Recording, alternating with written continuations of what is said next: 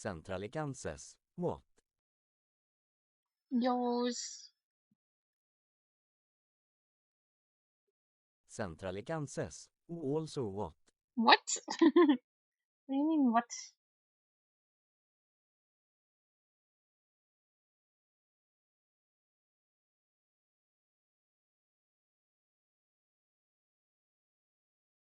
Central Kansas. Quaternions ha.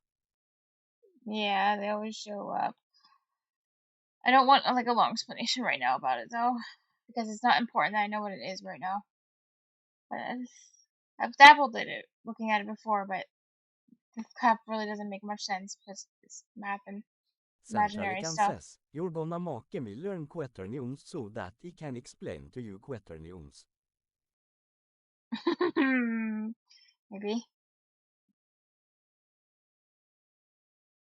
I hate four dimensions so much.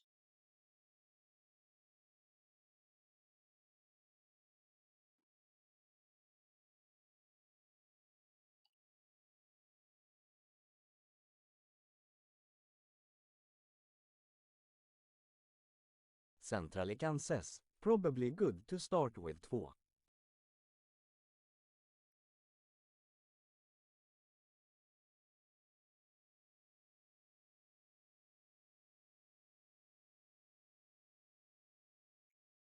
It's very hard to figure out what the notation is.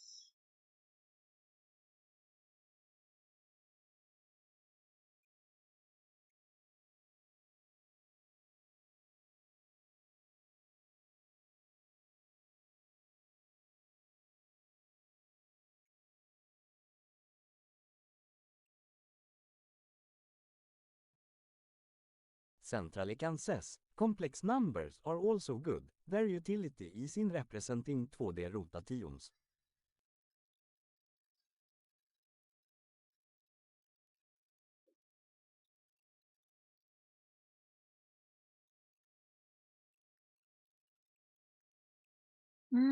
Central Then Kansas. And that's done really easily.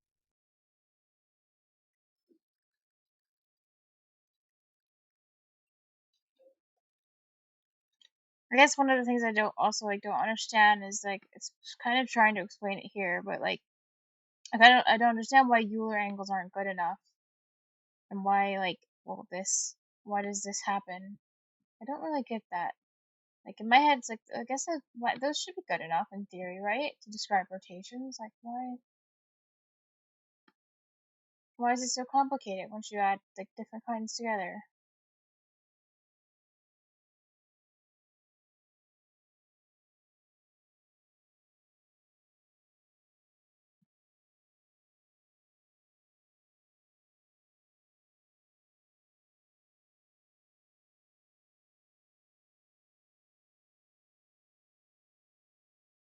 It's like you probably know about complex numbers. No, no, no, no.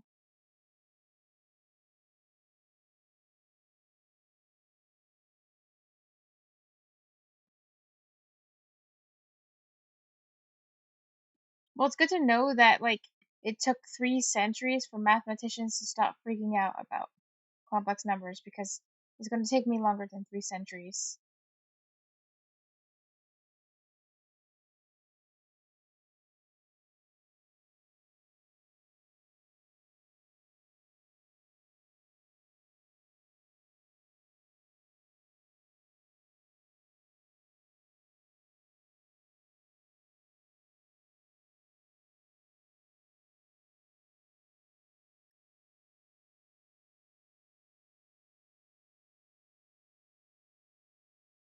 Centralican says, you probably already know about complex numbers. That's probably a subtle hint saying you should learn about complex numbers before delving into quaternions. No, literally, yeah. I don't even know what area of math the complex numbers will first show up. Probably not algebra. Maybe like calculus, I guess? I don't know. It seems like that kind of thing.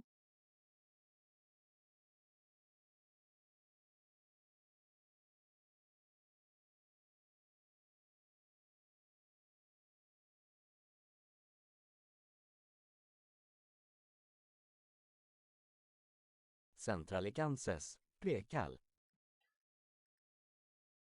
You think so? Pre-calc? Jeez. Well, that I guess that's come after algebra though, at least, but I think it's kind of early.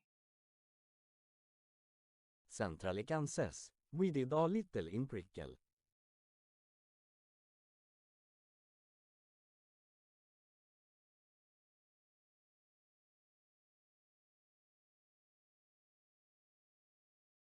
Centralican says, he could try to explain it. Overall, it's not too complicated. Really?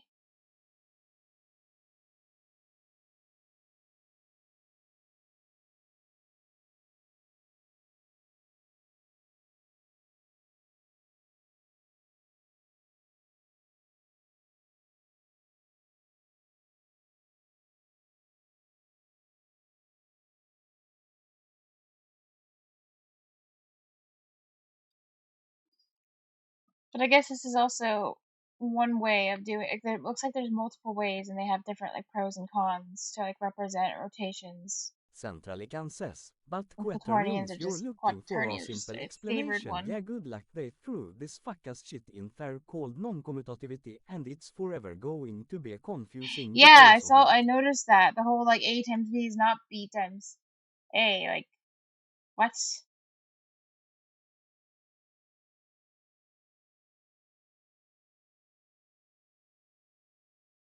Wow.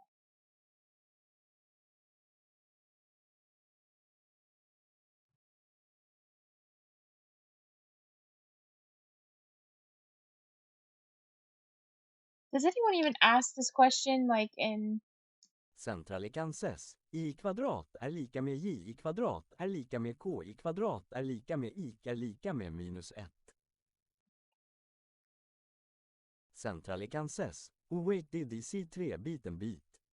Yeah, I watched this video about quaternions in the past because this video is probably like one of the most popular ones on it.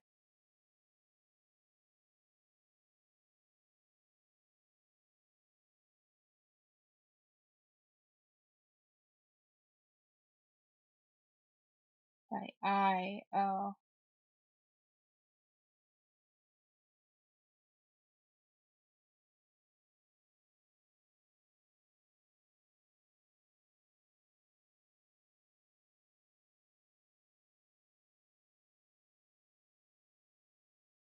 Hmm.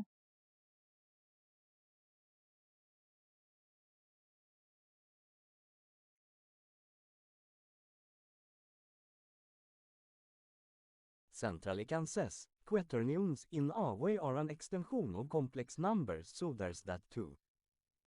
It's just like another dimension of stepping or something. Like in this case, he's explaining it like you have a number line forward and backwards, and then you're able to step now in another like, direction instead of just left and right. And then like what? It's like one quaternions or just and one more dimension of it or something.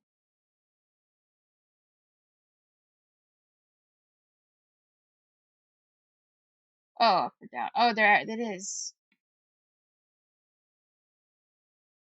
J, and K. Okay. I like this explanation. All of these numbers.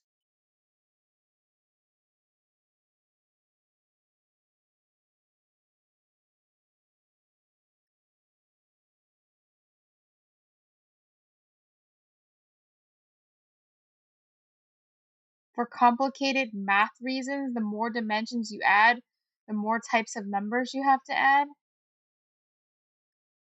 Okay.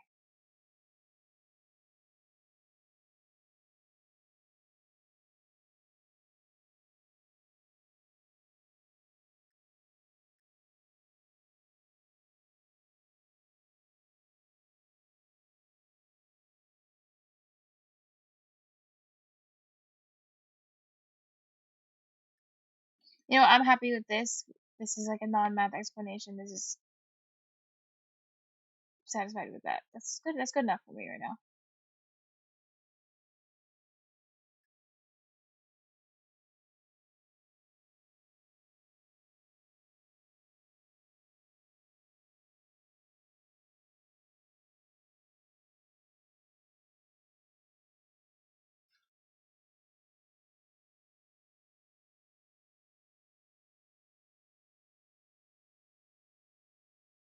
So alright, dot Centrally Z. says, complex themselves you yet just be adding a new variable, that's E.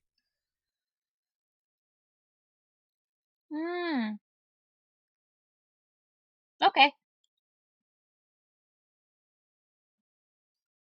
Centrally says, the only thing special about E is that the asterisk is defined specially to equal -1.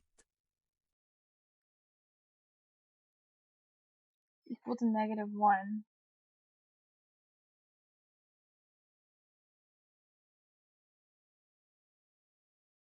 That's weird.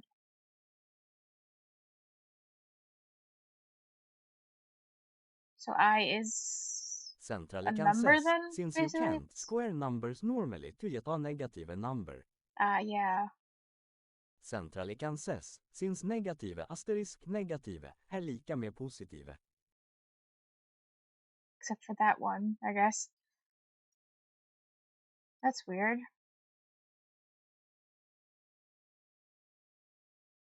I don't know how that concept, the I times I is Centrally -1, is supposed says, to be you end up intuitive. with all these problems with no solutions.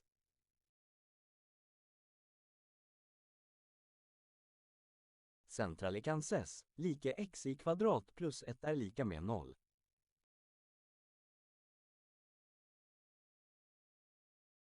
Wow, and the answer is supposed to be I?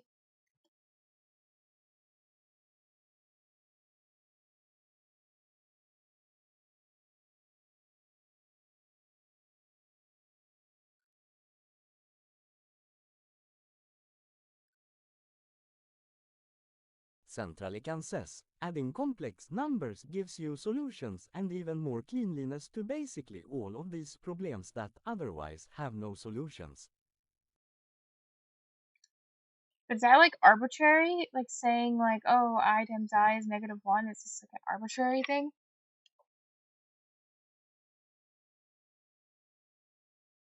Centrally says, Yeah, no, I didn't not think so. I arbitrary. didn't think that would be arbitrary, because that if that was arbitrary, then you could just make up anything and just say this is a number or something.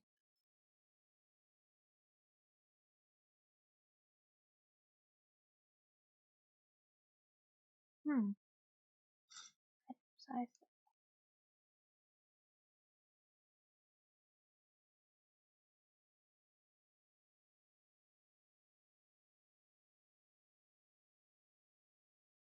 Centrally says, I mean you could say asterisk är lika med 2, but that's less helpful and useful and more messy than asterisk är lika med 1.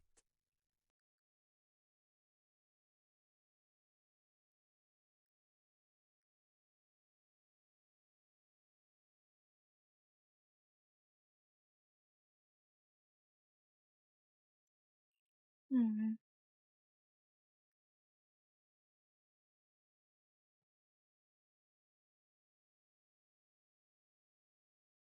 Centrally says, you they end up with a unit that squares to -1 anyway buried in there.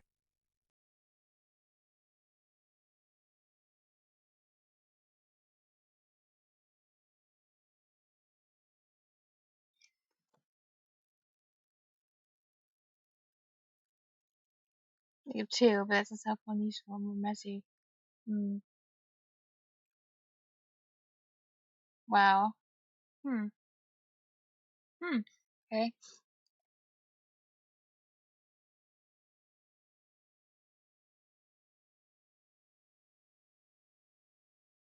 Centralican says, but yeah, it functions just like a regular algebra. You can multiply a plus b, asterisk c plus d, and distribute like a normal to find what the product is.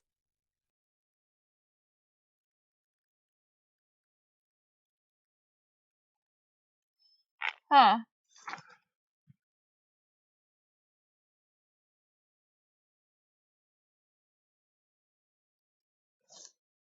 Hmm.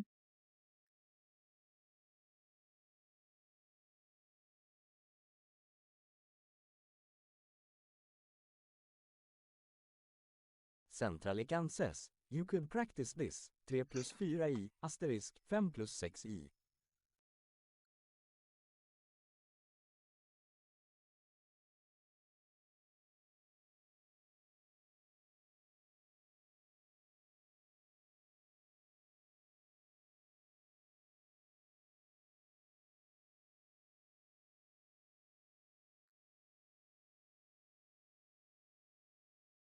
Wait, what happens if you have like negative I times I?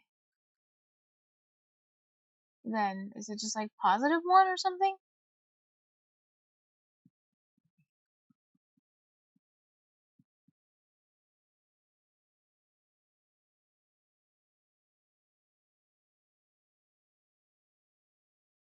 Centralican says, also, i kvadrat är lika med 1, i kubik är lika med 1, i är lika med i upphöjd 4 är lika med i That är seems lika med dumb. i kvadrat är lika med plus 1. Centralican says, yep.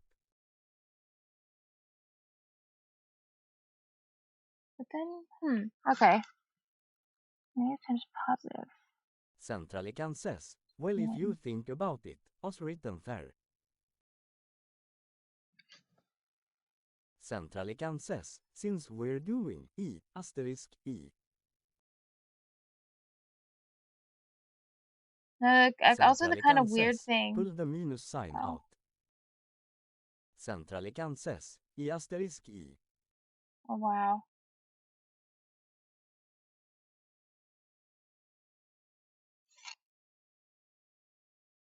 Centralican says, 1 är lika med plus 1. Negative 1. Oh.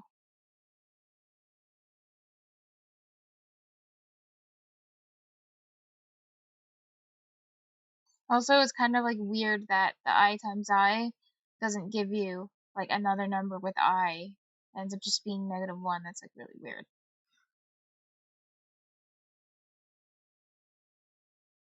That's so weird.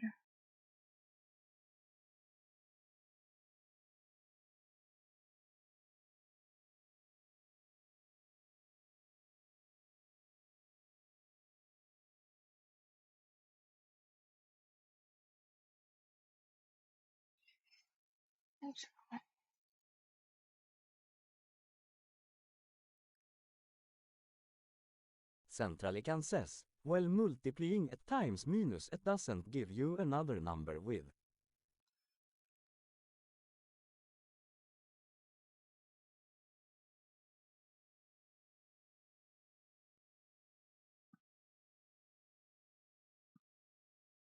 Yeah. Well, I'm talking about not the negatives and positives, but just talking about that it becomes like a regular number on the number line, even though it's imaginary. It's like weird.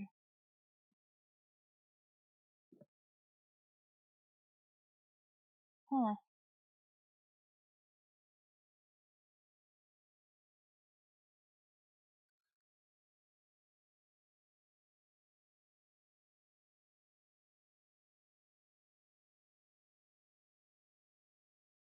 But didn't you say Centralican something says, like, i is more of a sign than a value, tbh, just like the minus sign.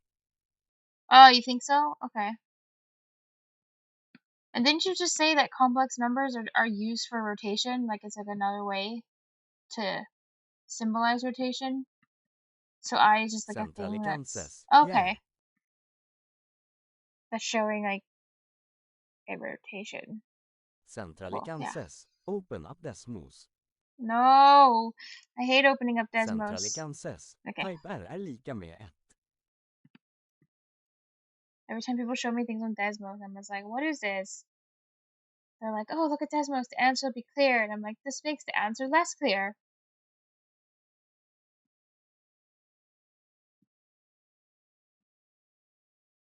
And it, if I remember right, it's like it doesn't really run very well in my browser.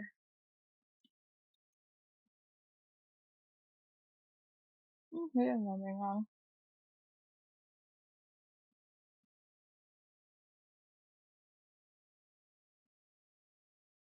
No, never mind, it runs fine.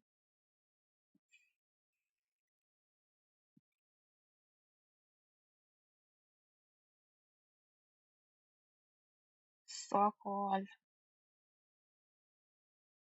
Centralikan says, so, this is something called the unit circle. Okay. Yes, it is circle. Centralikan says, every point on the circle is at away from the origin. Yes. Okay.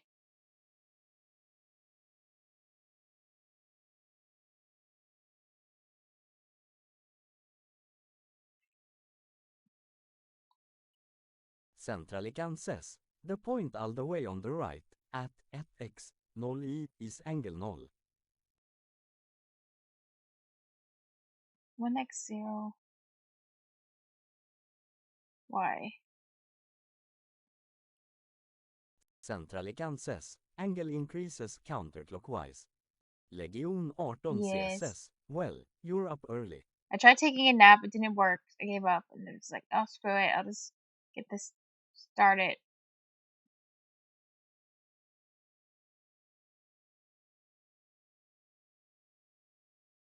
Centralikan says, so the top is plus 90 grader. Okay. Centralikan says, top right is plus 45 grader. Centralikan says, bottom is minus 90 grader. Centralikan says, etc.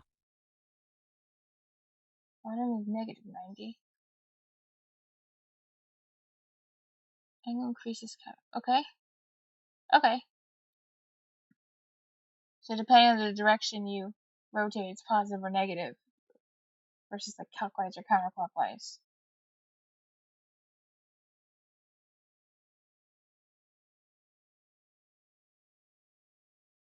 I'm looking into Centralikan quaternions, says, if we take a Mm, complex kind number of. that's on this circle. Uh-huh.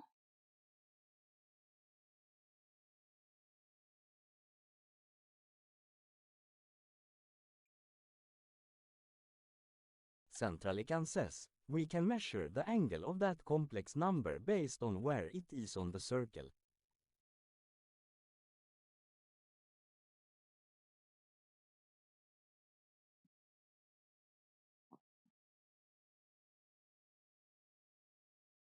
Okay. Centralikan says, if you multiply another complex number by it, any other complex number.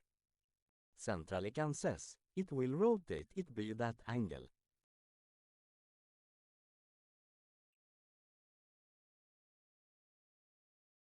So multiplying a complex number by another complex number always does a rotation.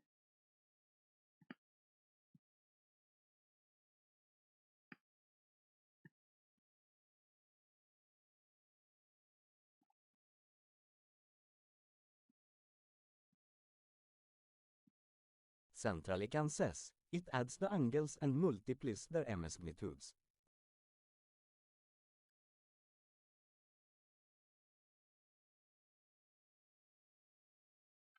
It adds the angles and multiplies the magnitudes. What? Why is Centralikan adding the says, angles not magnitudes good enough? asterisk mobile typing sucks. Why would you even need to multiply magnitude? What?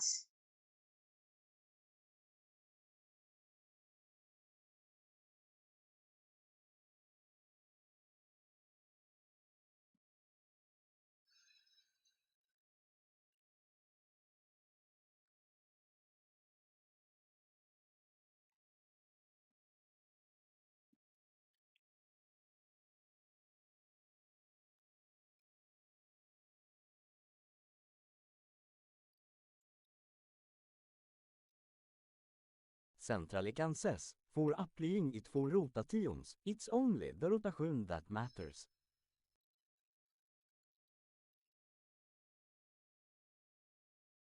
Oh, okay. Centralikan says, hence why we use a point on the unit circle, so that it multiplies the magnitude by at. Oh, so for this you don't, yeah, the magnitude doesn't matter. You just want it to. So it's like originally quaternions were used for something else, and then people were like, "Hey, you can use it for rotation too. It's really convenient as long as you like make the circle like one at mag or something."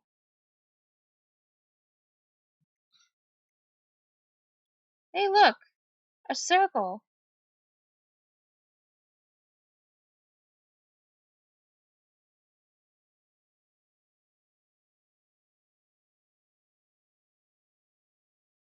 Oh my God, I gotta say, stupid E.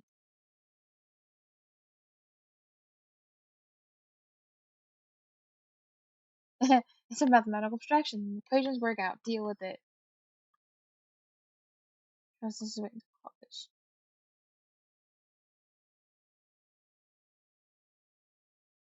Centralikan says, Desmos these days actually support complex numbers. Hmm.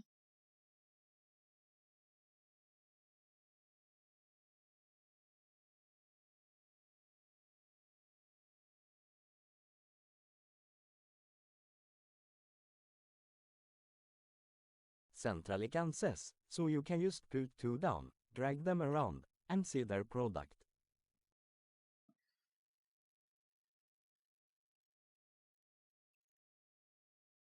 That's cool. It's 3 minus 4.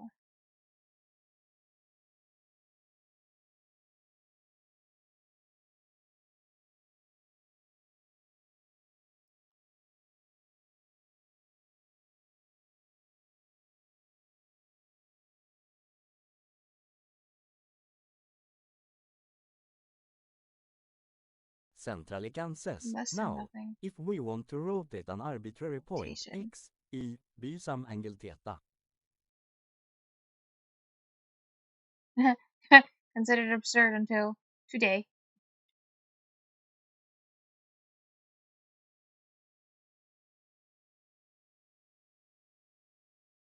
Centralikan says, what we use is cosine and sine.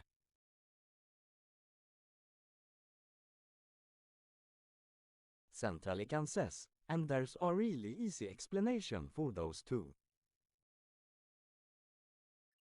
Oh yeah, and I don't even really like understand that those things, sine and cosine. Like this is already like a problem.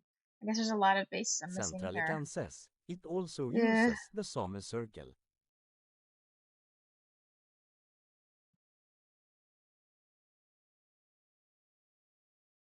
I mean, basically until yesterday, I didn't even know like what a negative exponent was. So yeah, that's not good.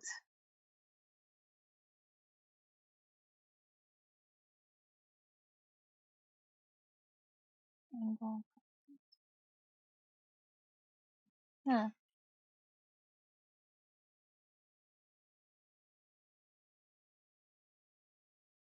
Centralikan says, so, What? A if new we go back variable to shows the up. circle, Why? you know how we said that the far right is angle Oh, null, negative. and it increases counterclockwise. Rotate around origin.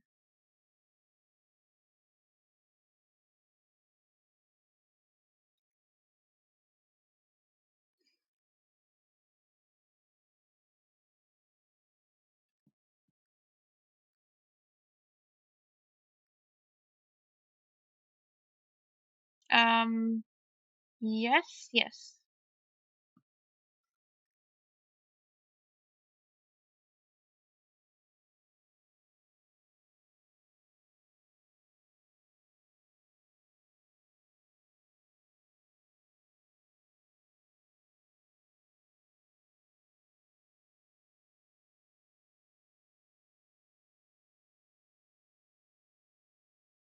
Centralikan says, you know the circumference of a circle, That's the length of the curve all around the circle. Mm-hmm.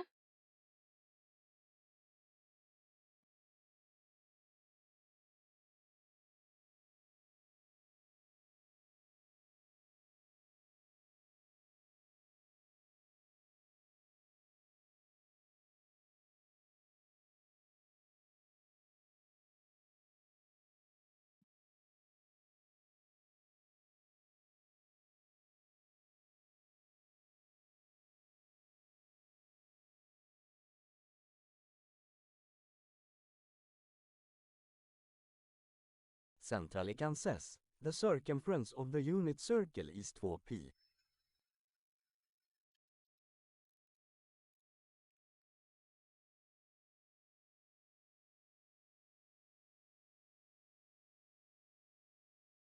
Oh, and there's an I in there.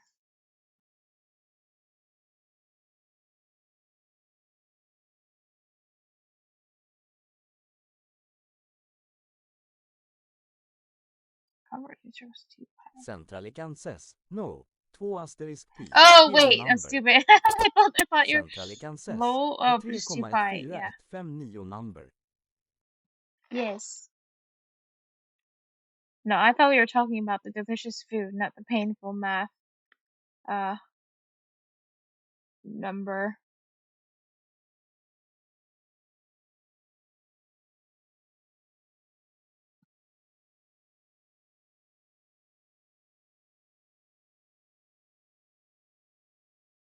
Centrally can says, as you traverse counterclockwise around the circle as I mentioned before.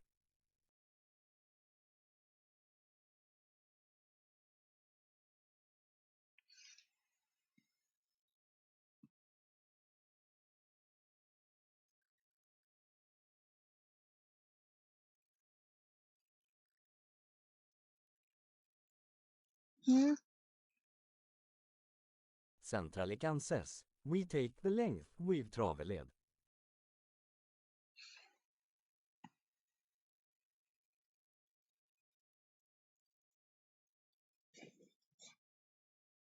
Yes. Centrally can says, so if you go to the top, that's en fjärdedel of the circle, so 0,5p. Uh-huh.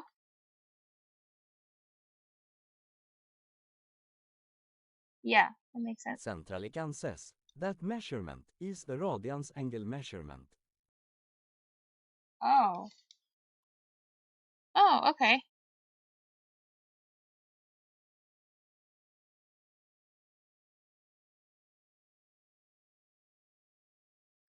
Centrally can says, now, for sin and cosine. Okay. Centrally can says, you give it that angle.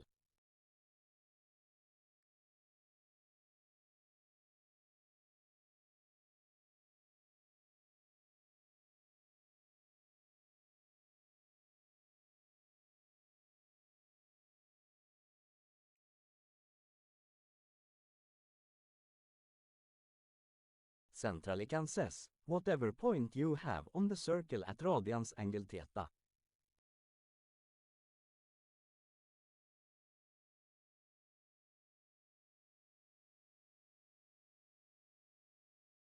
Okay.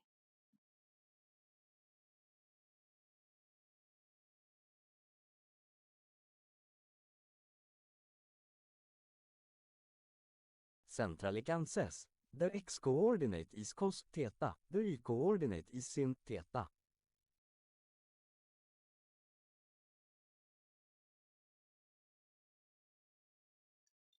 Whatever point you have in the circle.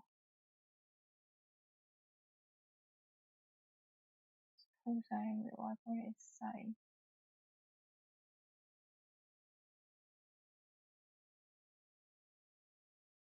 And it has to be like a circle that's like Centrally can says, that's so that's how one you one get cos and sin or from an whatever. angle. That one.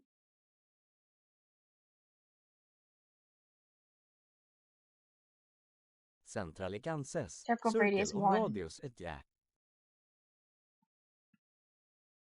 Okay. Cosine, the y point is sine. Oh.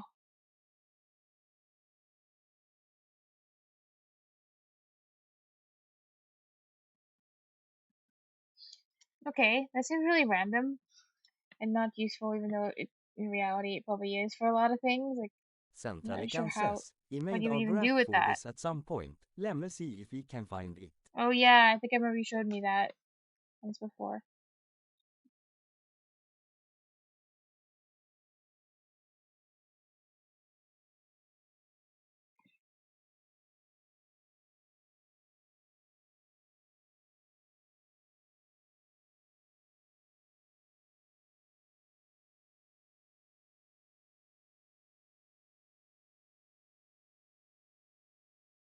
Centralican says, well, now that we know that cos and sin can be acquired from the point at that angle.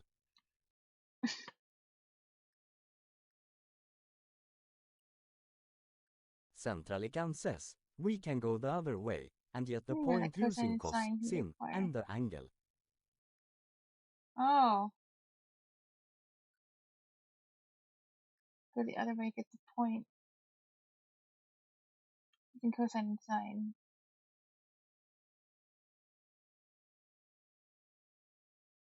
Centralican says, cos theta, sin theta är lika med a point at angle theta on the unit circle.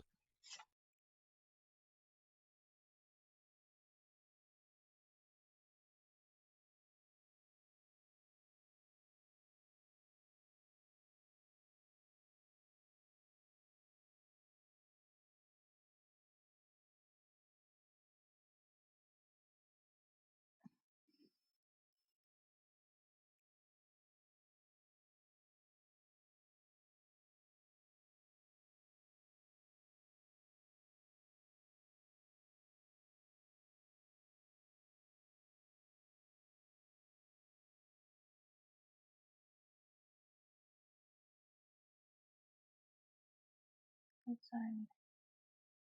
Centralican Huh. says, and that can be used as he mentioned before to rotate any other complex number by that angle.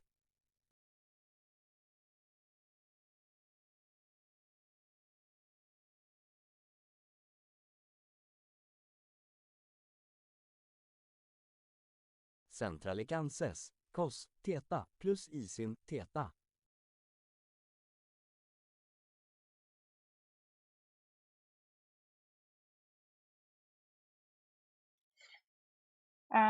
Aren't the complex numbers like Centralican says, something with rotation? Like, insättningstecken why you do you want see to even that a rotate it? lot in complex analysis. Oh, yuck. Centralican says, like, a asterisk lot asterisk a lot.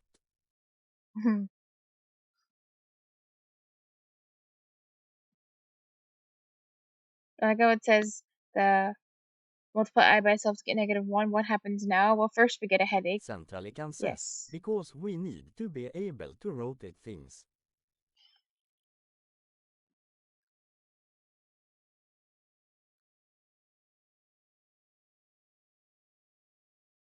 Why does I need to be rotate? What you're saying?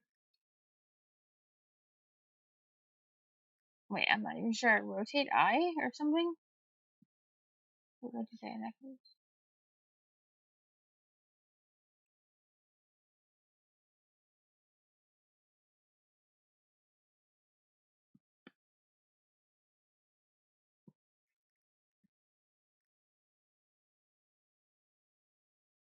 Centralican says, he could take the point 57 plus 32i.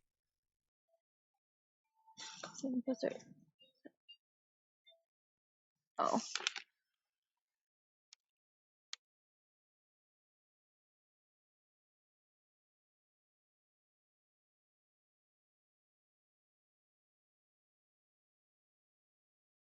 Centralican Uh-huh. says, and rotate it by ett degree by multiplying it by cos en grad plus i sin en grad.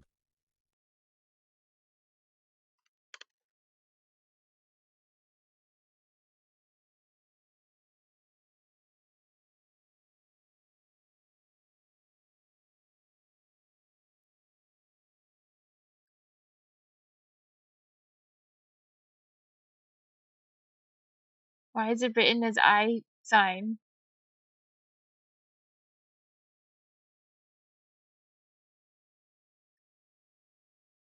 Huh. Centralican says, är lika med i axis. Centrally Kansas, pretty much. Okay. So it is used for like that, just the extra dimension of the basically something like that. Yeah. Okay. Just Centrally Kansas, complex numbers are 2D points.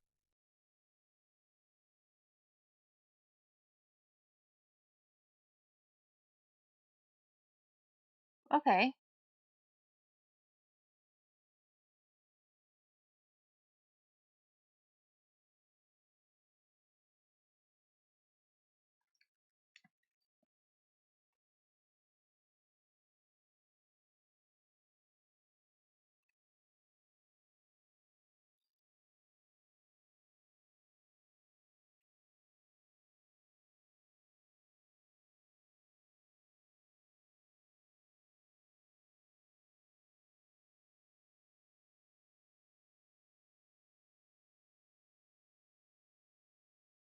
Centrally Kansas, I must see if he can find my graph because he had a really good graph. Hmm.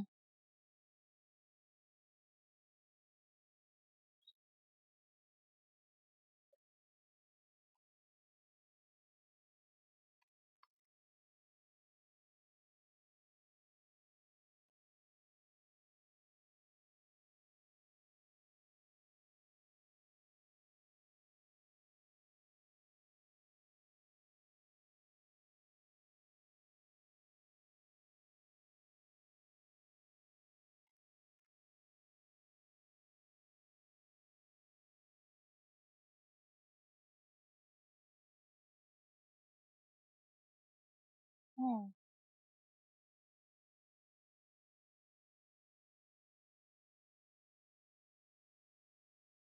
Oh, I get. Yeah, I was thinking that. That makes sense on why it describes the rotation. Because the only way you'd be able to make it to do that is like rotating.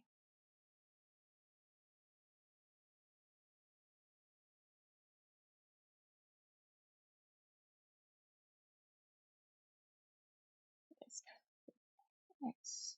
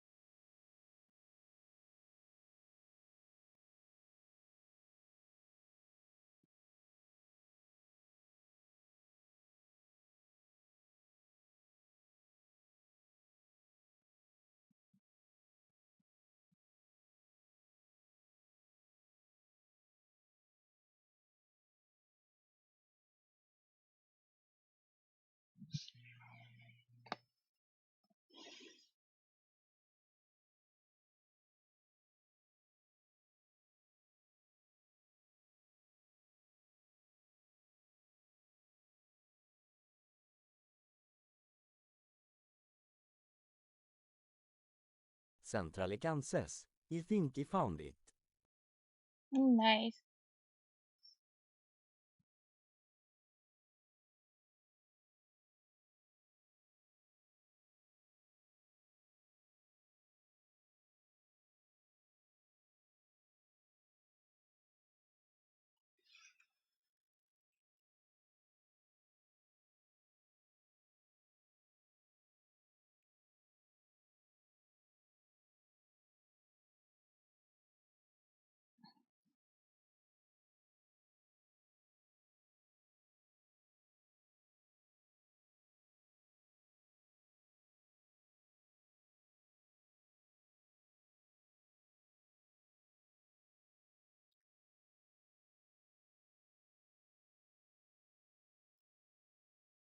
Just type out this annotation.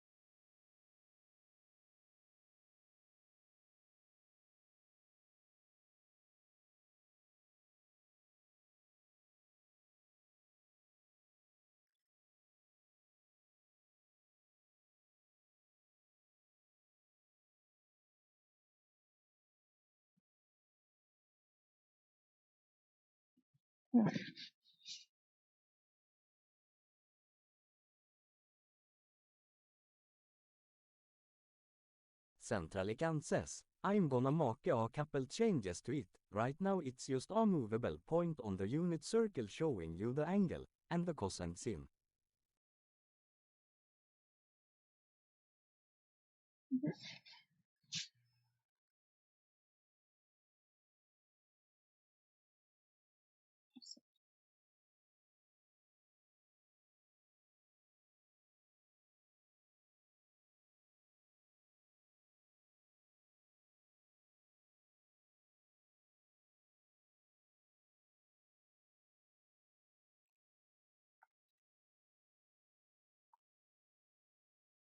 Centralican says, but I'll also add a complex number and its product with that point so you can see how moving it around rotates the complex product.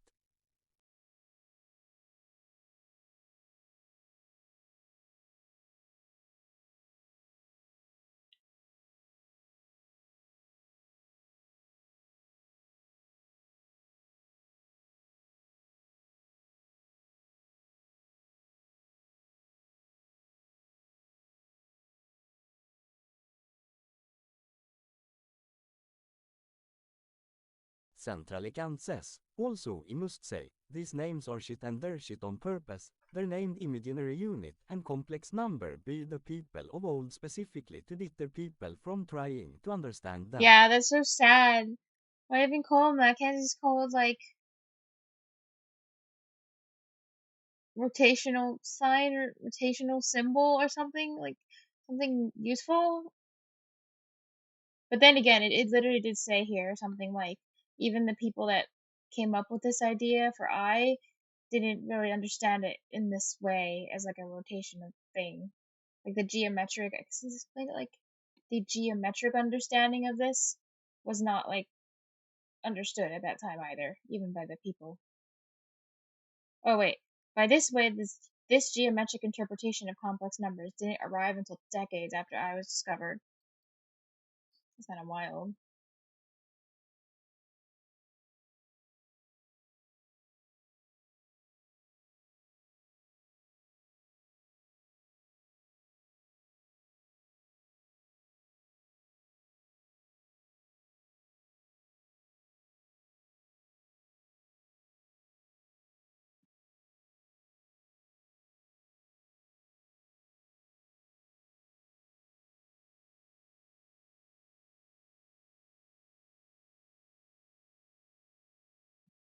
Negative I.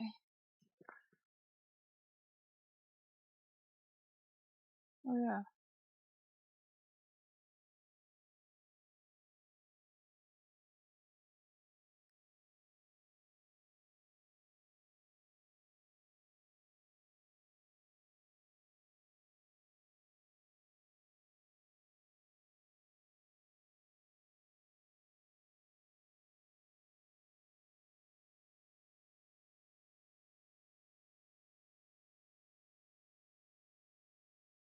Oh, it is moving like, let's see.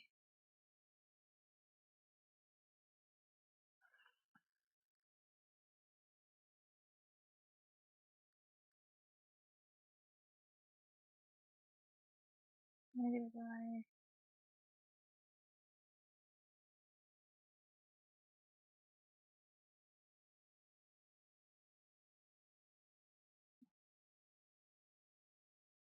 Huh, it's so weird. It's not, it's cool though. I think I really like this article in particular. And lots of visuals.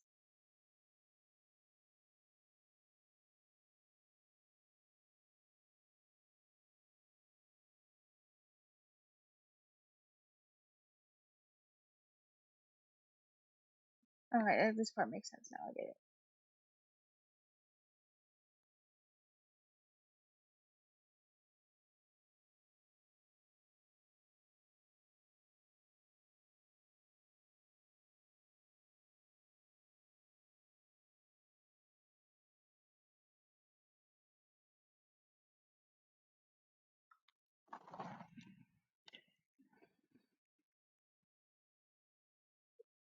One plus I.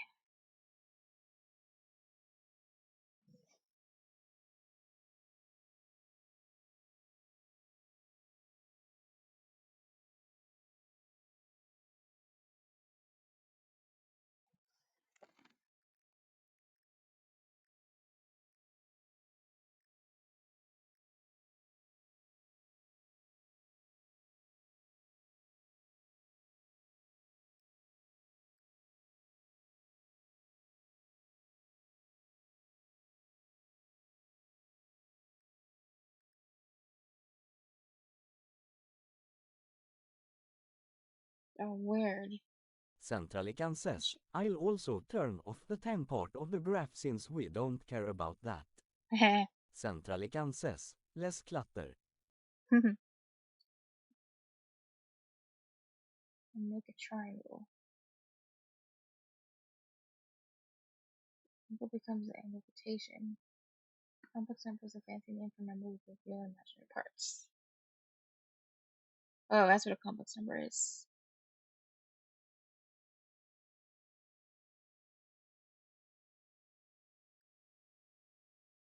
Use the imaginary part.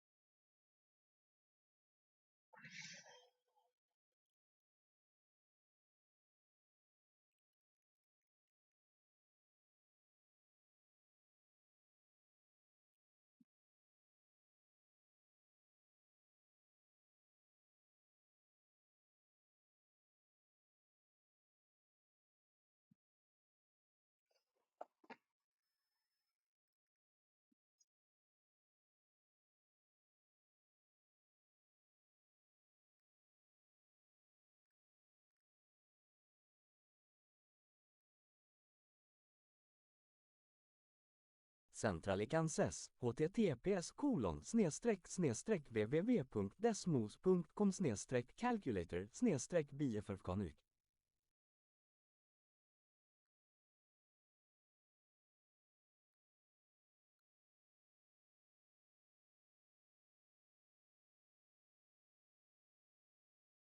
Centralican says, calculator, the only word that could be understood of the tets. Lol, maybe.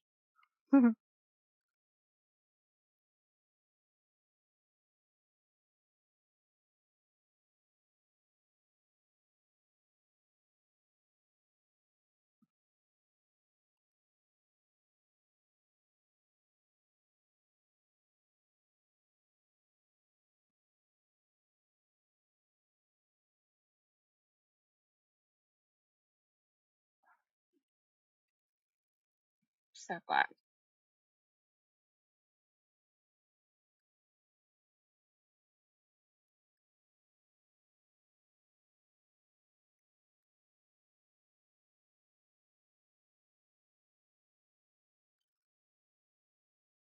Oh, it's draggable.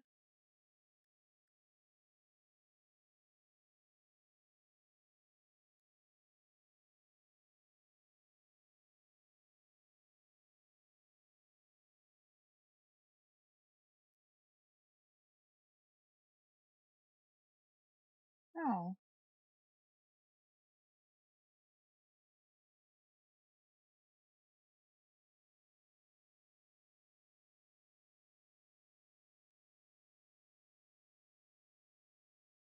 Centrally Kansas. You can drag C2. Hey, drag C. Oh, this. What the hell is this?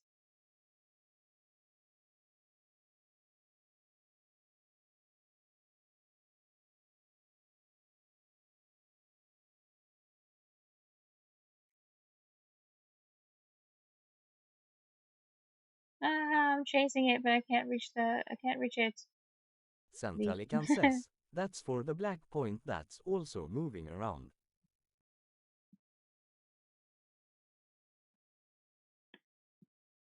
What? I don't know what the black point is either. Centrally Kansas. The black moving point is C asterisk, the blue point on the circle.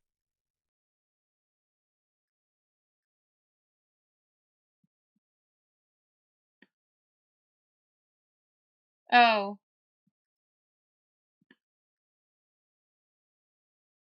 Wait, I'm confused. If I move this, the black point Centrally moves. But Kansas. if I As you move move the this, blue point, the the black black point moves point too. rotates in a perfect circle. I'm not sure why like this moves the black point independently. I'm dragging this around. I don't know what the black point is supposed to represent.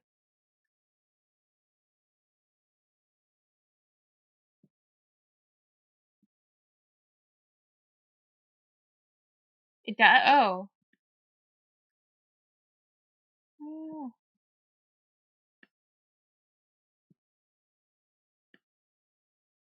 Oh, look at Centrally it. It is Kansas. rotating Add in a this. circle. How cute.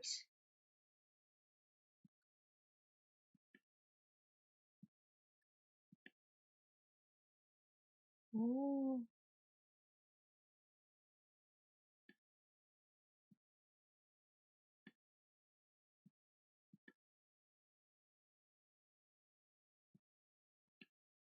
Centrally Kansas. R är lika med C understreck prod.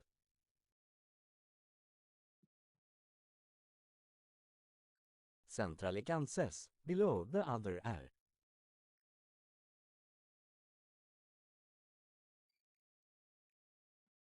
The other R.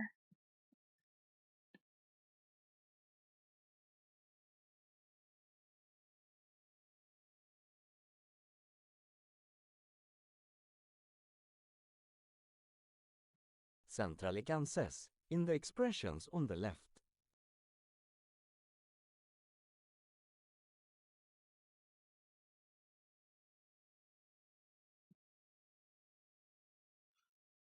Hmm?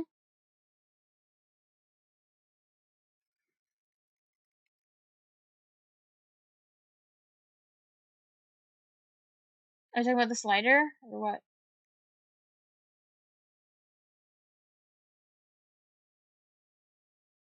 Centrally This is Kansas. The line is sent. Centrally Kansas. R är lika med C understreck prod.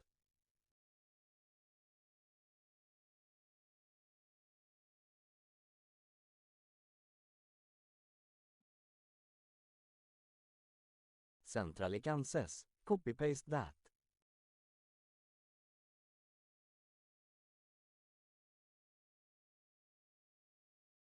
Oh, okay.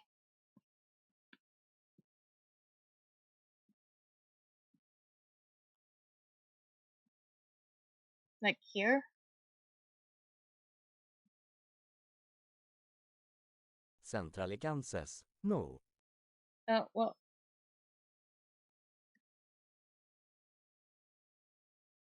Here? Centrally It's not, Kansas. no. Click on the first line and hit enter. Centrally Oh. Kansas. Or that works too, yeah. Centralican says, wait, why it no work? Why no work? Well,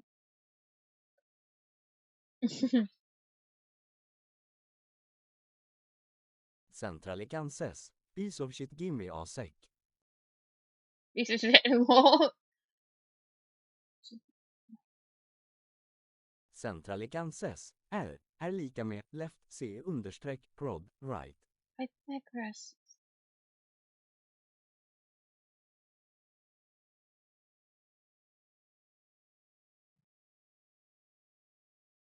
The triangle starts the hypotenuse is the distance from 0.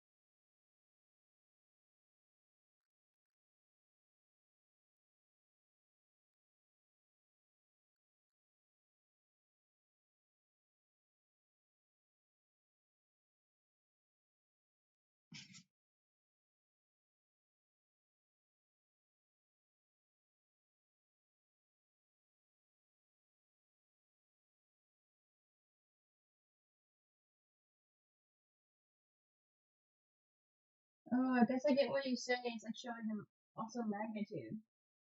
Because like, if he adjusts this like further here, then it becomes, it's like a bigger arrow, I guess.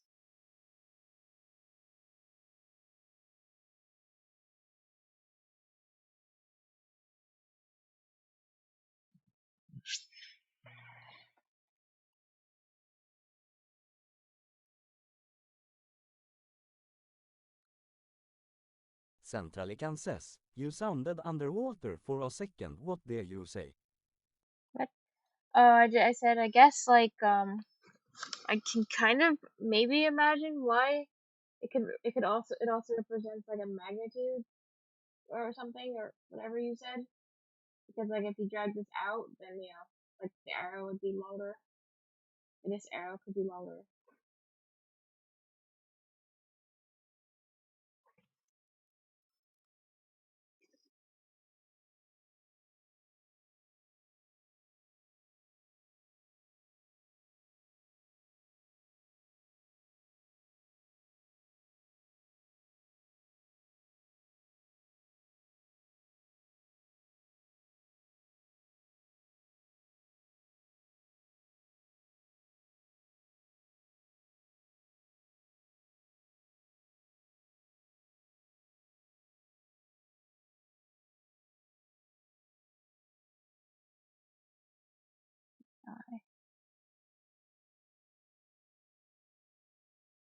Centralican says, the magnitude is useful for telling how far apart 2 points are.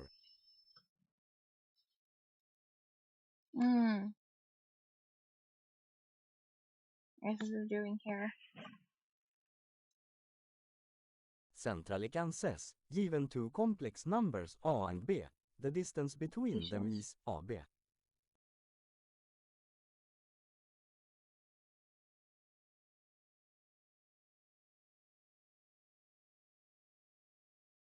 Rotate by its angles.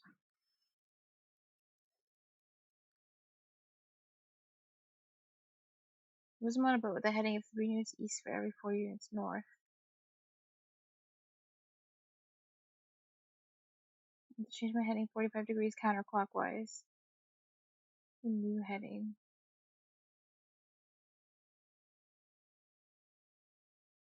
Some modules say the symbol stick sign cursing. Wow, gobbledygook. Gobbledygook by the tangent. Fluxum the foobar. Wow.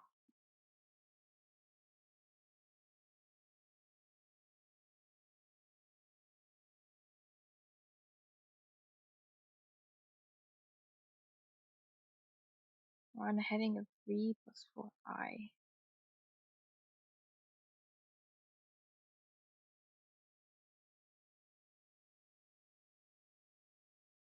whatever that angle is, we don't really care. 45 degrees.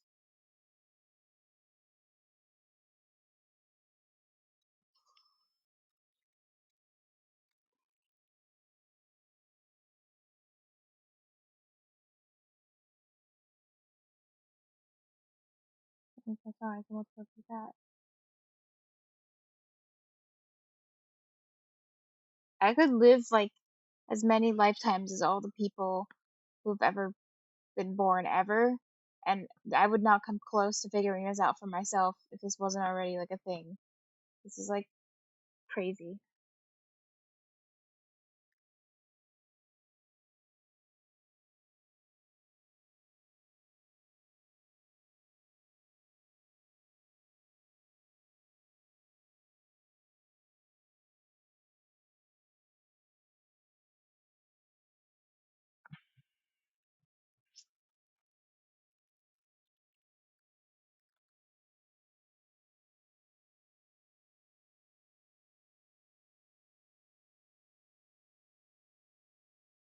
Oh, and then you were saying about they can just multiply and like distribute or whatever.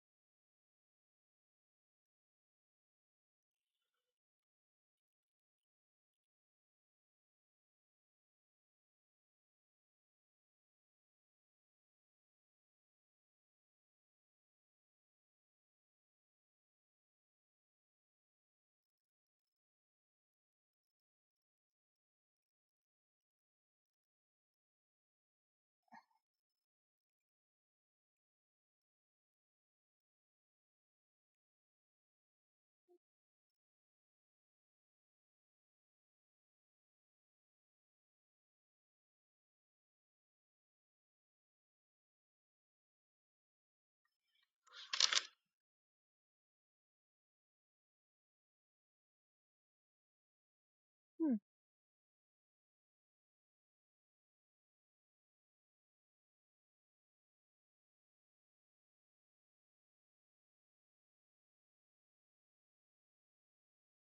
Instead of an angle.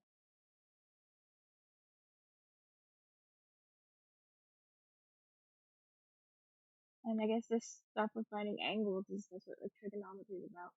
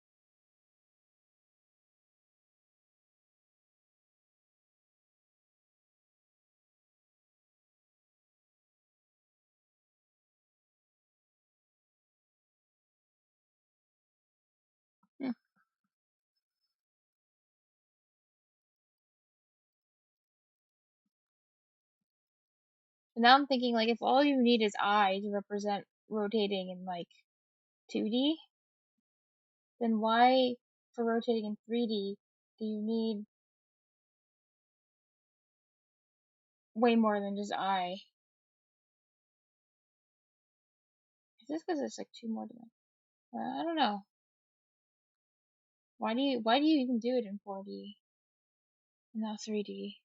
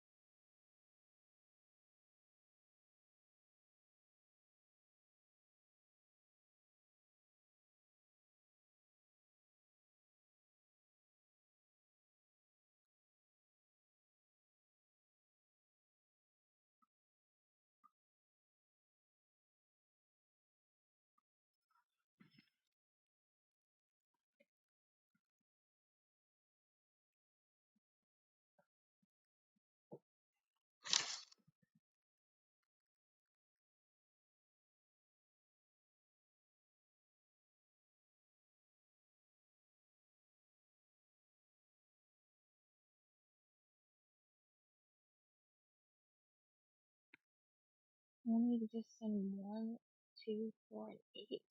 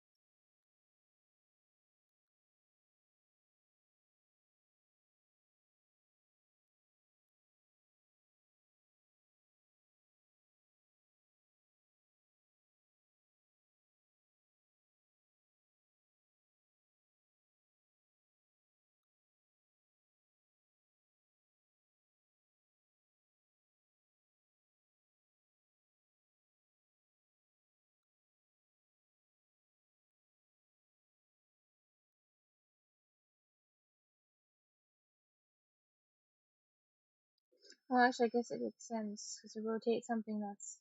Wait, no, didn't it? No.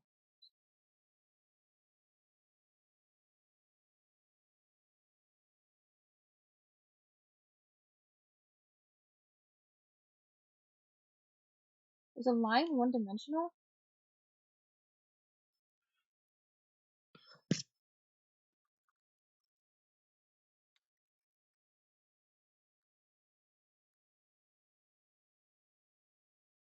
Well, to rotate a line, you need 2D. So then to rotate something in 3D, you would need 4D, I guess. You just go up one.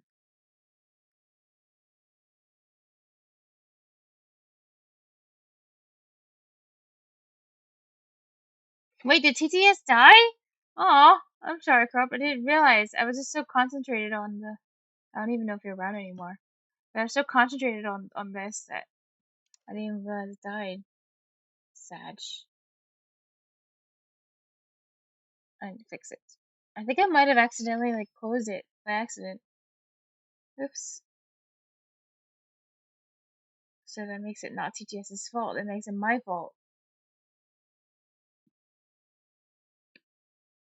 I fix it then. But yeah, I guess it makes sense because like we're talking about rotating a line off its plane. Like you're taking it off its linear plane and you're rotating it to a new space in 3D in 2D. And to do that, you need 2D to rotate it in that way, I guess. So like if you want to rotate something and wait, what? No, that makes sense. I don't know. I'm just thinking.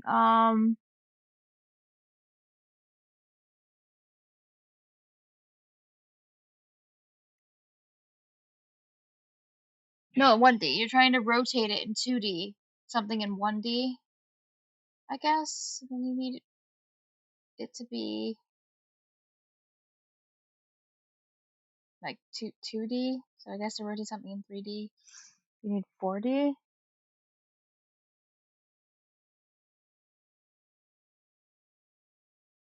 maybe, or something like that.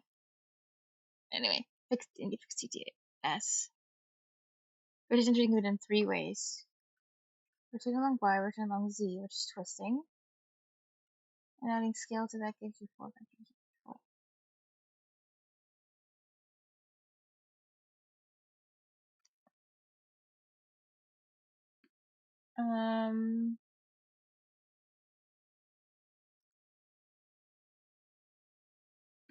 Okay, this should fix the TTS.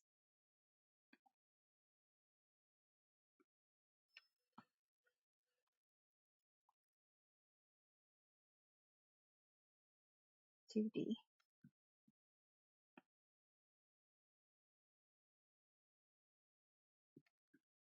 Except it's still not working. Oh, it actually could be down. Maybe it wasn't me. Which it does go down sometimes. Salto Serenity says, test. Oh, it did my message. Centralikan says, Okay, never mind. insättningstecken, insättningstecken, insättningstecken, insättningstecken, insättningstecken, insättningstecken, insättningstecken, insättningstecken.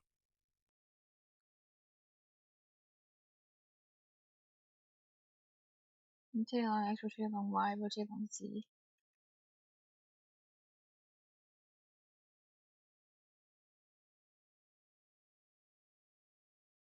Magnitude scale. Okay, we're Centralikan says, it made a really only annoying one way to obnoxious rotate. repetitive sound so it's working. And magnitude.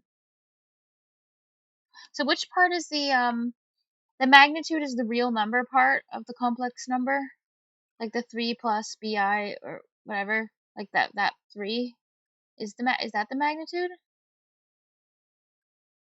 Oh wait, no. Or is the magnitude the whole complex Centralikan number? says, the magnitude is the distance Oh from yeah, 0. that's the long the hypotenuse. Oh, whatever distance that is. Okay. Centralikan says, what you're thinking of is the real part.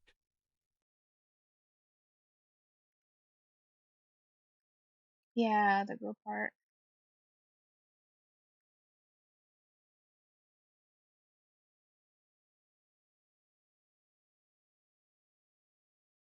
Okay.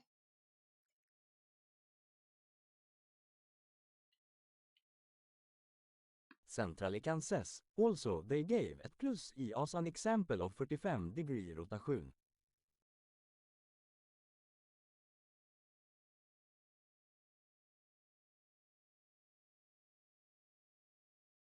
Centrally kan ses, but that messes up the scale so it doesn't quite work.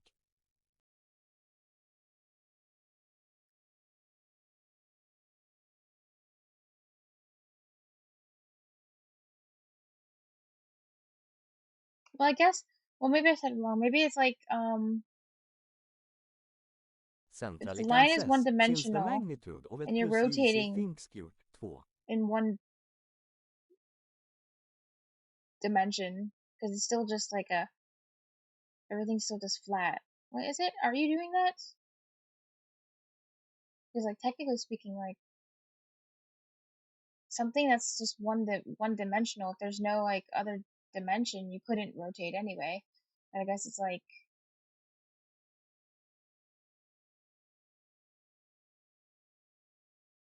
you are, but so you need another dimension. Hmm.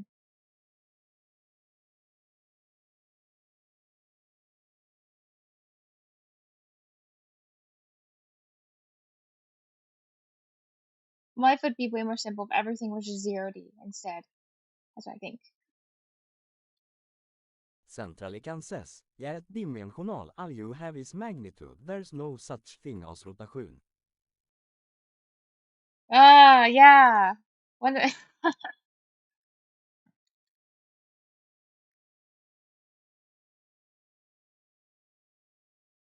yeah.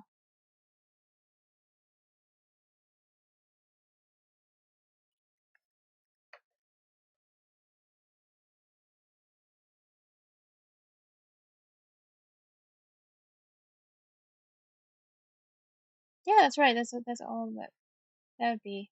So you can only rotate. Centrally You kan can only ses, start your rotating when you go rotation is above a bit, when you 0 start for with 2D. positive and ett for negative.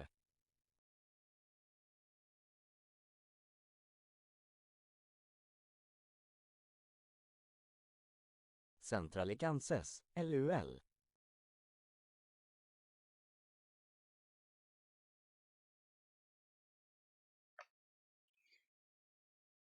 Centrally kan ses, that's what computer science has taught me. Rotation is a bit. 0 for positive, 1 for negative. Yes, it's true.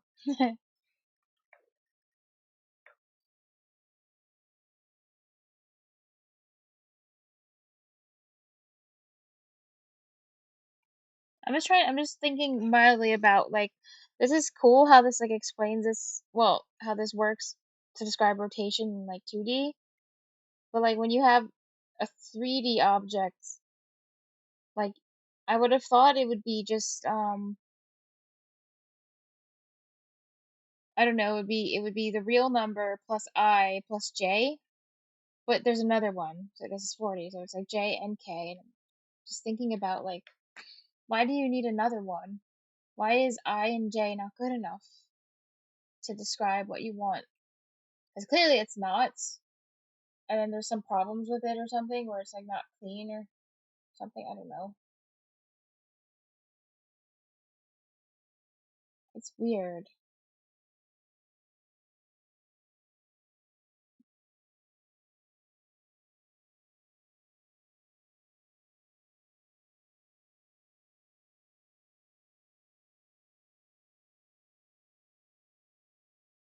Centrally kan ses, think of it like a plane. Mhm. Okay. Centrally kan ses, a plane can turn left or right, and it can turn up and down. A plane, like. Centrally kan ses, but it Oh, can you mean also not twist. like a plane of existence, but like a plane as in like an airplane?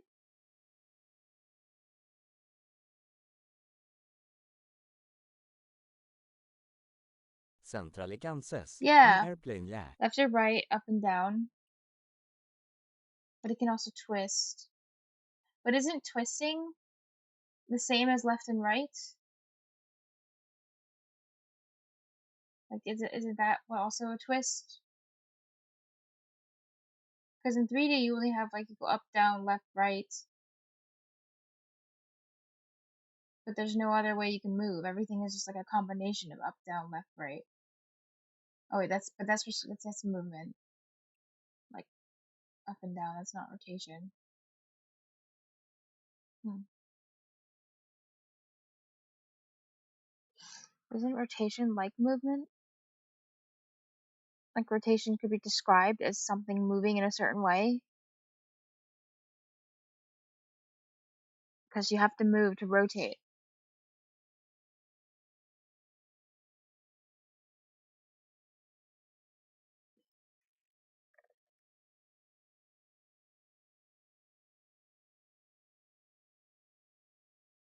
Or maybe I'm mixing up what those things mean.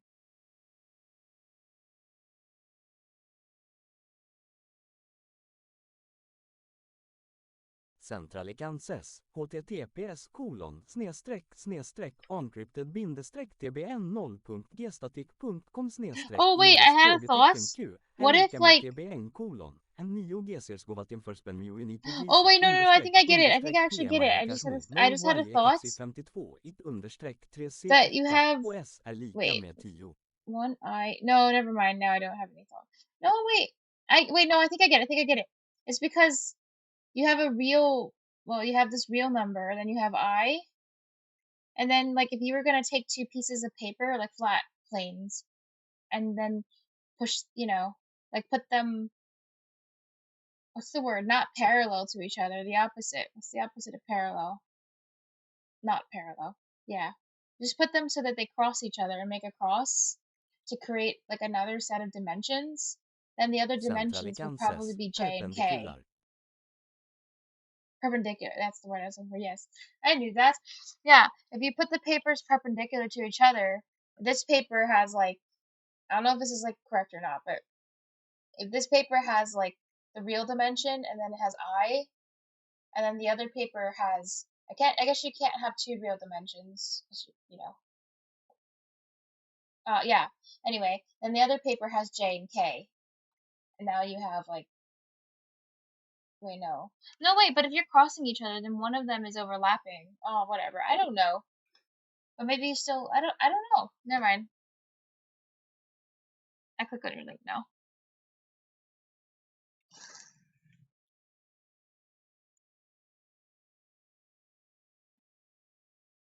I'm really. Centralicances. See that image for the rotation thing Oh, was okay. explaining.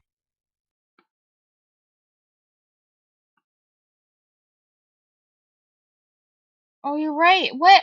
What? Oh my God! You can spin in three different. What? Centralicances. If that doesn't work, I'm doing it on video with hand gestures or something. Oh yeah. Oh, that's a cool picture. Okay, so yeah, you can spin in. Oh wait, let me just put it on the stream. Oh, I guess you can spin in three different axes. I don't think about it like that.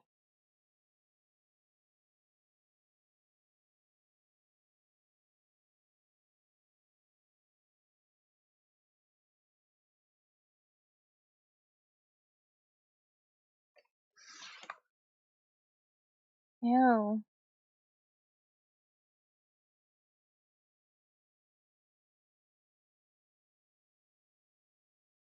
And you're saying like the complex number represents each of these? So I, J, K, because there's three of these, so I, J, K.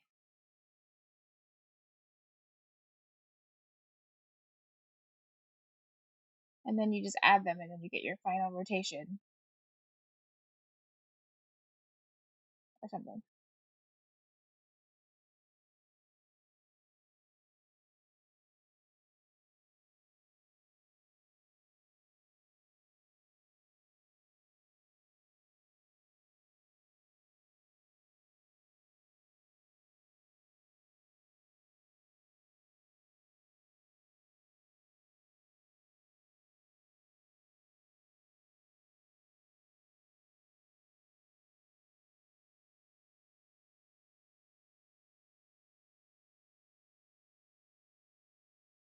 Centralicant says, it's a little more complicated but pretty much. The quaternions are 4D Okay, because they I'm have good. to represent these three shins of rotation plus magnitude, 4 degrees of freedom.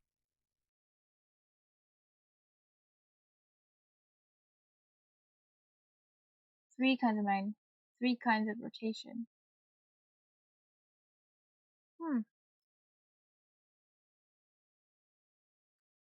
Plus magnitude. But are you saying like one of the complex numbers is just for magnitude?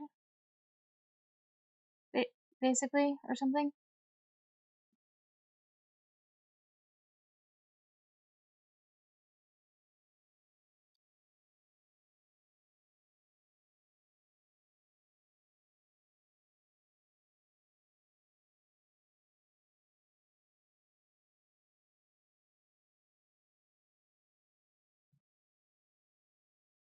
Centralicant says, it's not as simple as is pitch, J is yeah, or something like that unfortunately. Yeah. But then again, when you look at like this one in 2D, like Centralicant the says, eye some is with just complex representing like one numbers. rotation along this. So why couldn't the others represent the other ones?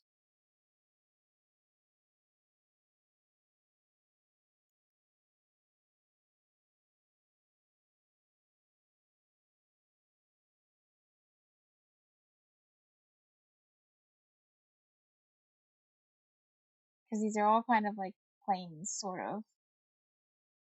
Centralicant says, to get the angle of a complex number you have to use the arctime function lol, and magnitude is represented by Pythagorean theorem using both parts. Oh.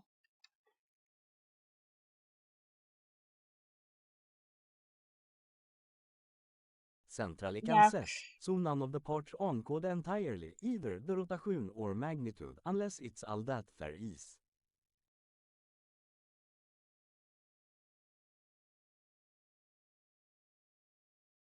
What do you mean unless it's all that there is?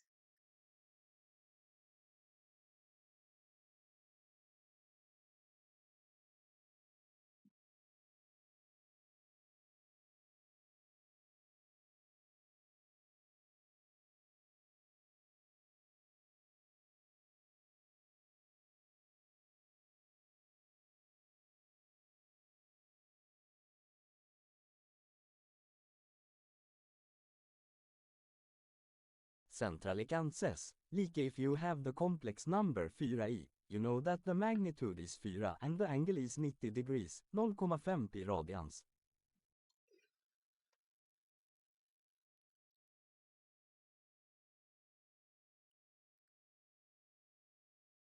Centralicant says, but if you have 3 plus 4i, now you need to do some math to figure out the magnitude and angle.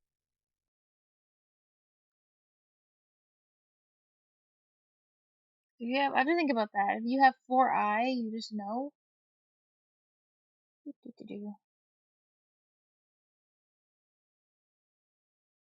Where's this example? Just I.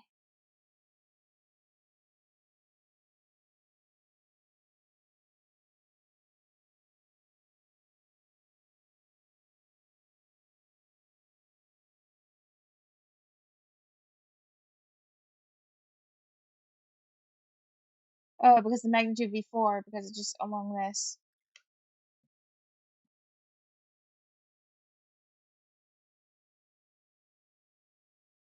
Wait, the angle's 90 degrees. Oh, yeah, 90 degrees. 90 degrees.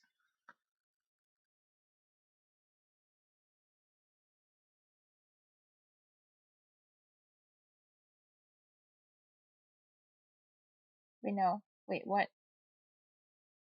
Oh, yeah, it would be up in here. 4i.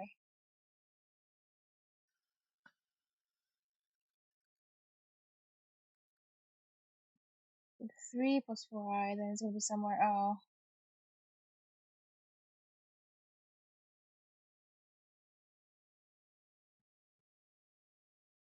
In the middle.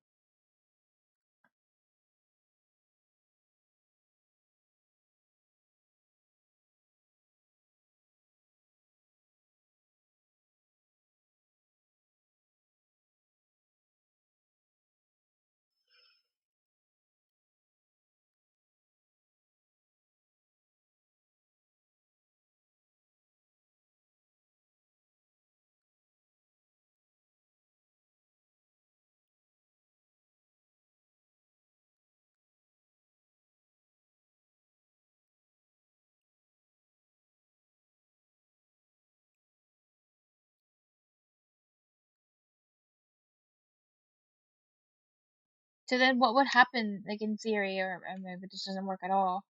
Well, you said you need 4 to represent 3D, all the rotation in 3D. You need 4. What did you say? You said 4. You said 4 degrees of freedom. Well, what if you only did have 3 degrees of freedom? What would that like change about how an object rotates in 3D? Would you just be like missing? Well, you said that you wouldn't be like missing Z one of är them, lika or med A plus it would B. just be a little off Magnitud or är lika something. med Like, skurt A i what would kvadrat plus happen? B i kvadrat. Angel är lika med atan 2 B A.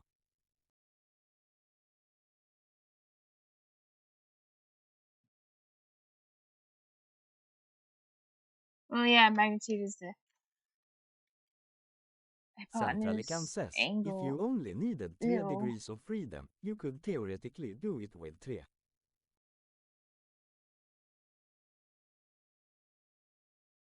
So then what would be missing? If you had 3 degrees of freedom and not 4, then like what would change about how a 3D object rotates? Because you would have to be able to describe some degree of rotation. Like I'm sure you could describe like using this. Oh wait, no, sorry. Using just this, just only I. Just the complex number though. What was the formula again? Centralican says, the one Using that 1 there plus be I, missing or is whatever whichever it's called. one No, you what is it? choose to be A missing. plus bi, you could describe rotation, just but only like a simplistic kind of rotation of a 3D object. Like you'd be missing like dimensions. You could only like describe it spinning around in a circle, and that's it. Just like so, with 3D, then you would probably just be missing something, but you could still describe something about it. Whichever one you choose to be missing. So then what? It would be like taking one of these away. Like maybe it could, with only three dimensions in that 40, then you could maybe just only roll and pitch, but you would just not yaw or one of the Centralican says, others. also you Technic Ally could describe 3D rotation using only complex numbers. Centralican says, you there just need multiple of them. Like 3 of them, right? Or something?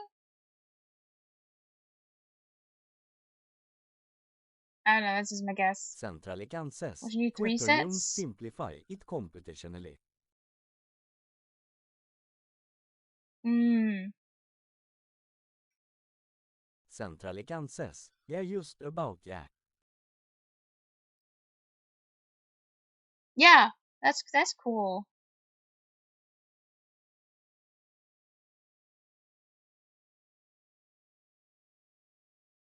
Okay, I'm satisfied with this. Centralican says, Yeah, 3 okay, keep going. complex numbers would be enough. That's cool.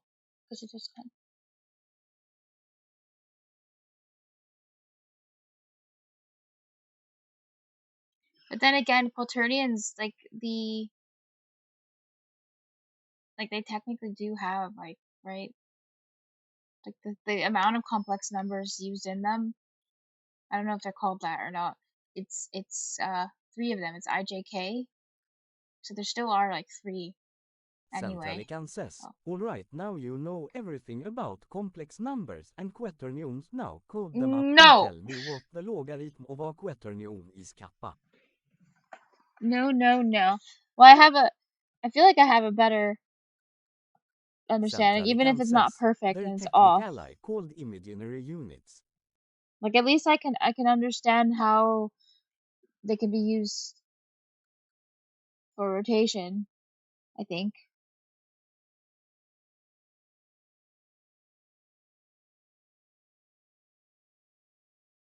Yeah,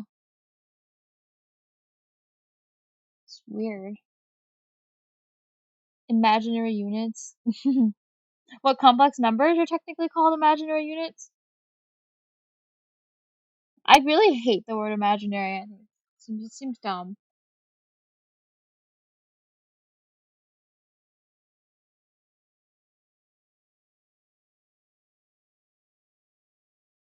Centralican says, the I, J, K. Oh, those are called imaginary units. Okay.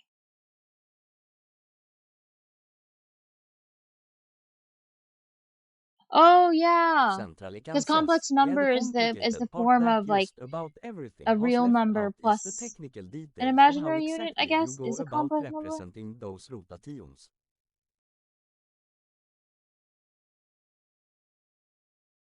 Yeah, I can see why they just like skip out on that part. You mean representing them, as in, Centrally can says, like, I want it this degrees pitch, this degrees yaw, this degrees low, oh, this to do the magnitude, solving part. what's my quaternion?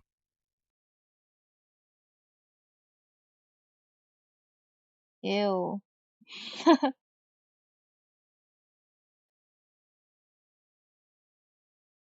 This degrees roll. Wait, all of those are solvable though, right? Like if you want a certain pitch, yaw, or roll, then then you can like get it.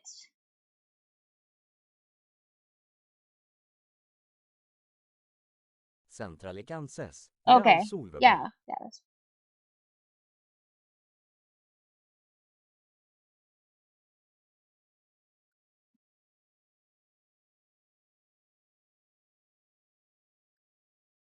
Imagine like maybe Unity takes care of this type of stuff behind the scenes. You just like tell it what you want, and then it will just do it. That part. It just will do that part for you.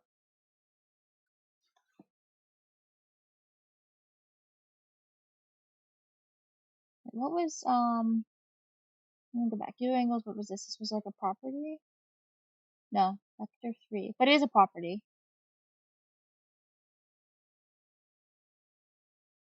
Let's see. And then this is a field. Wait, is this?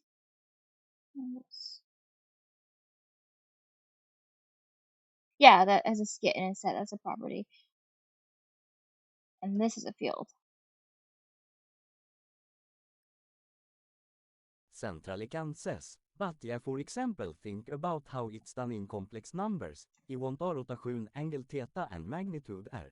That's gonna be r cos theta plus I sin theta.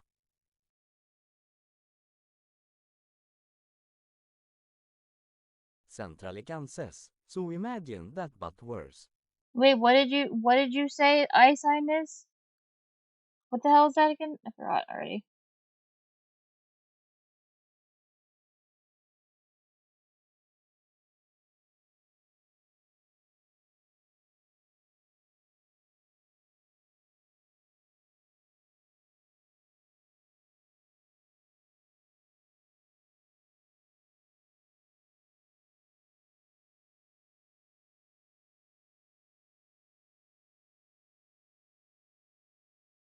Wait, imagine that but worse. I thought the idea of quaternions is that it's not worse, it's better. Like it's Centrally can nicer. says, cos theta plus I sin theta är lika med a complex number Unless you're at angle unless you're theta saying on the like unit solving for some circle. of the actual like numbers is difficult. Like the exact specific angle and stuff or something.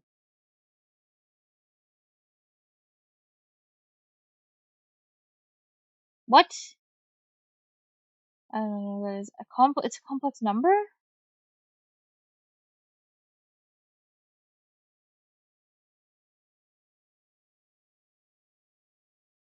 Centrally can says, it's better computationally, it's not for you and it to easily understand and conceptualize. Oh,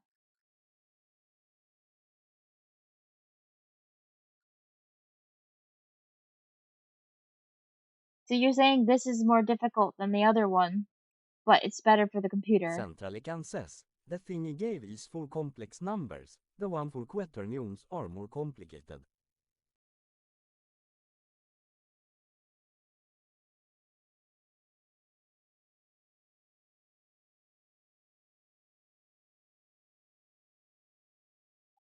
Wait, is this the thing you're talking about, like rotating complex numbers? I don't really even understand why you would do that. Like, I thought complex numbers exist to describe rotation. Like, why are you rotating the thing itself? because it's isn't it not even an actual thing you can rotate? It's just like a, because it's not even like, did you even say it's more like a sign than an actual number?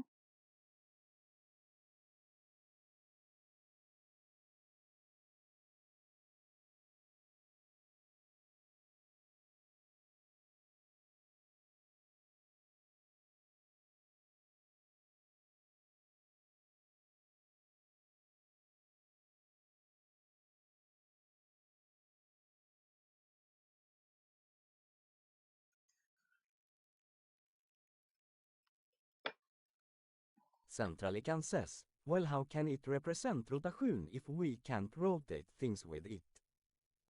Yeah, rotate things, but not rotate itself, or rotate it, right? Or rotate.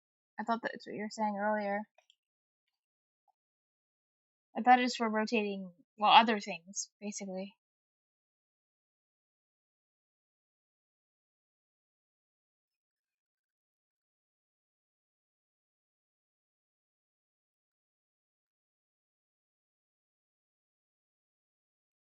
Centralikan says, you rotate a 2D point x plus y by angle theta by multiplying it by cos theta plus e sin theta.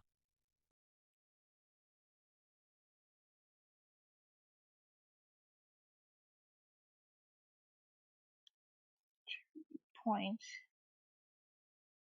Oh, yeah, that's right. That's where you just, how you describe its position, x plus y. Centralikan says, the quaternion version is the same thing. You get your rotation vector and you multiply your point by it to rotate your Wasn't the point idea by with that complex vector. numbers, it's like,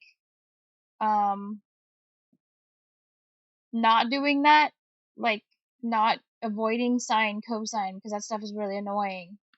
Because you could describe things much more elegantly by describing the position of, like, you know, the point, like, go left 1, up 7, and then you don't need to worry about the angle because it stuff's dumb. I think, or I don't know. I think that's what I interpreted from here about the this way makes it cleaner because then you don't have to worry about sine, cosine, and all that stuff.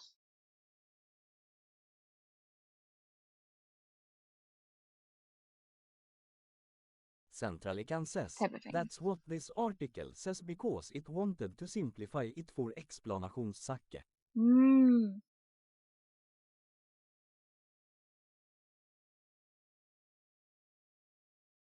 Yeah, I guess you're saying that there are times Centralikan where you says, want if you're to know the doing it for angle. real, you are using cosine sin. Oh, you're doing for real. Okay.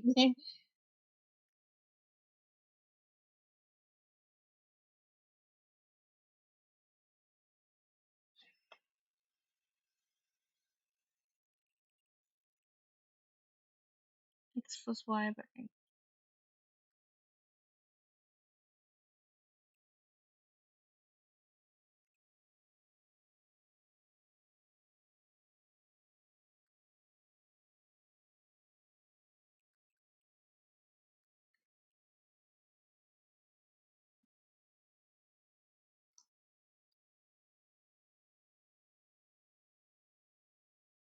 KK. Alright, I'll be right back and go to that then.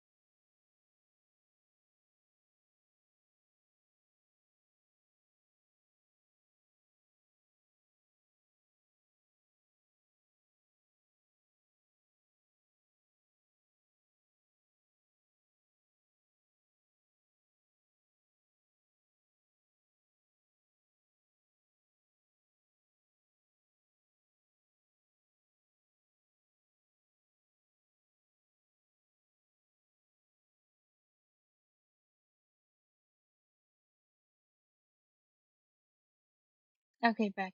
You know, life would suck if we lived in a dimension that was higher than 3D. Like it would just suck mathematically. It'd be terrible.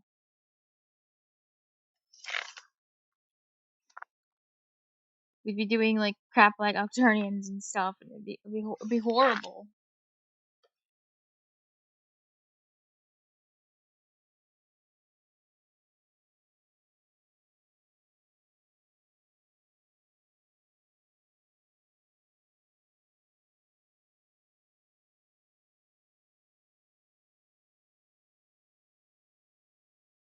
Wait, what?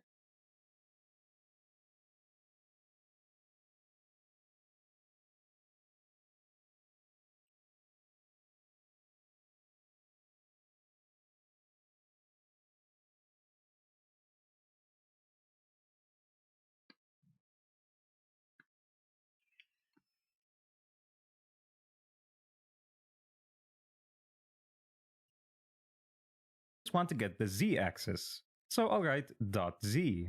Now that we finally have the player's current rotation, let's go ahead and print it to make sure that it actually works. Let's not forget to call the method as well, so up in my update method, I'm going to calculate flips. Now let's save the script and head back to Unity. Now inside of Unity, let's open the console to see what it's going to give us. Then let's run the game. Now I want you to focus on this console output that we're getting. The player's rotation when we do a front flip keeps snapping back from 0 to 360. It's not counting any negatives, and it's not tracking the total rotation that the player has.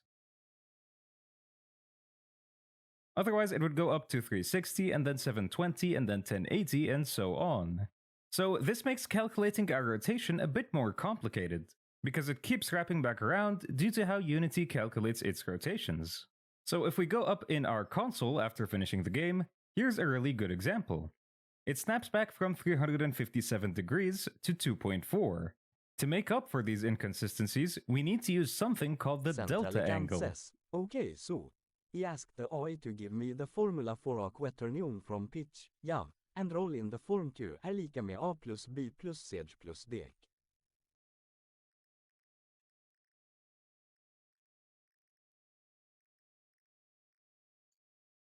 Uh-huh.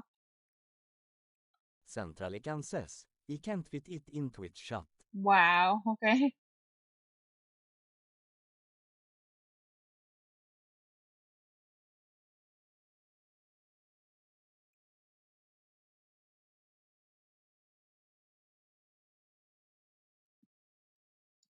And the delta, it snaps because it keeps wrapping back around due to how Unity calculates its rotations.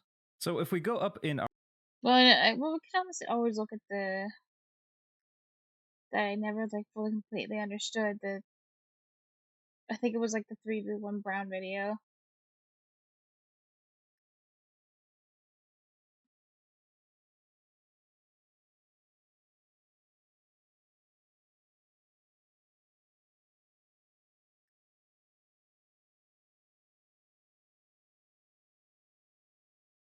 Centralican says, he sent it in math chat.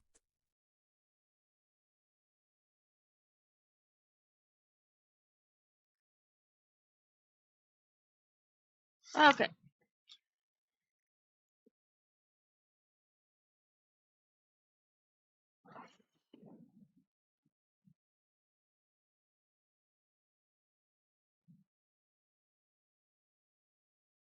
Well, that looks terrible.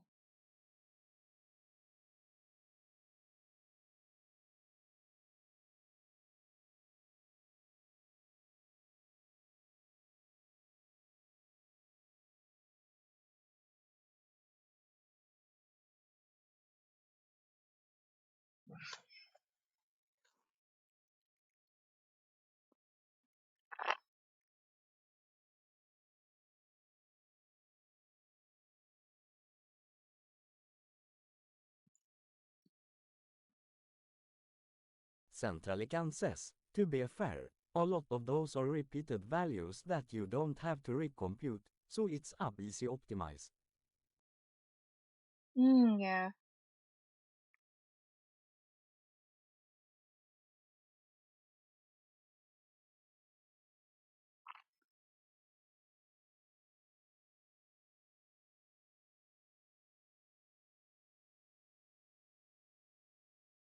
Darlene Graham's not a politician. She's a mother, a wife, and a strong conservative. She'll fight for us, from passing the SAVE Act to lowering costs to securing the border. Darlene Graham, President Trump's choice for Senate. Tools from Harbor Freight are doing hard work in real garages across America. Like I came here for the math. I got the campaigning. You are looking at right now is something called quaternion multiplication. You thought they paid for no ads. Oh, rip. I guess not. Or rather, you're looking at a certain representation of a specific motion happening on a four-dimensional sphere being represented in our three-dimensional space. One which you'll understand by the You're looking at a certain representation of a specific motion happening on a four-dimensional sphere being represented in our three-dimensional.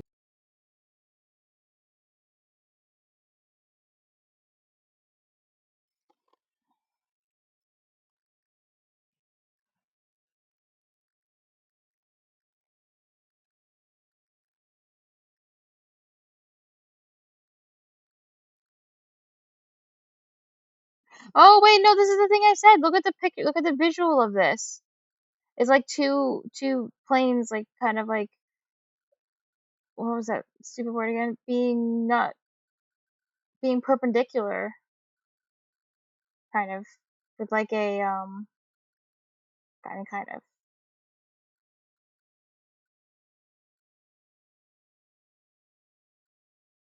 Except K is like, oh, K J I N. Okay, and then I guess one's just like in the middle, but.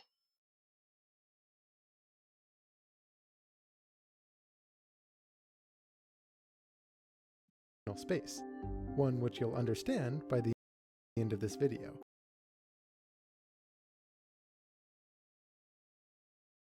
Huh.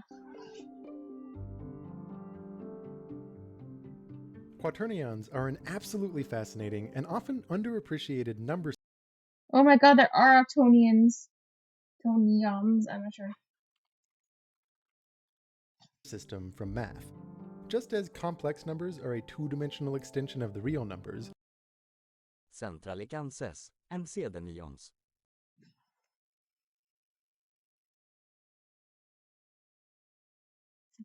Wow. quaternions are a four-dimensional extension of complex numbers. But they're not just playful mathematical shenanigans. They have a surprising a two-dimensional extension of the real numbers. Quaternions are a four-dimensional extension of complex numbers. But they're not just playful mathematical shenanigans. They have a surprisingly pragmatic utility for describing rotation in three dimensions, and even for quantum mechanics. The story of their discovery is also quite famous in math. The Irish mathematician William Rowan Hamilton spent much of his life seeking a three-dimensional number system, analogous to the complex number. Oh, he was trying to do that. Like, oh, why can't we just use three of them, or whatever. And as the story goes, his son would ask him every morning whether the Irish mathematician William Rowan Hamilton spent much of his life seeking a three-dimensional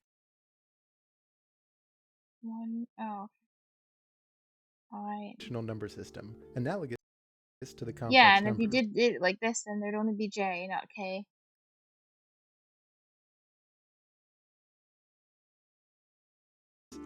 And as the story goes, his son would ask him every morning whether or not he had figured out how to divide triples, and he would always say, no, not yet.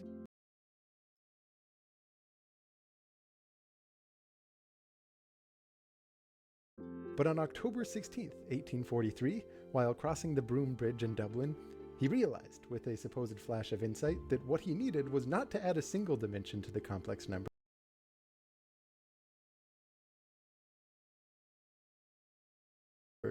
but to add two more imaginary dimensions.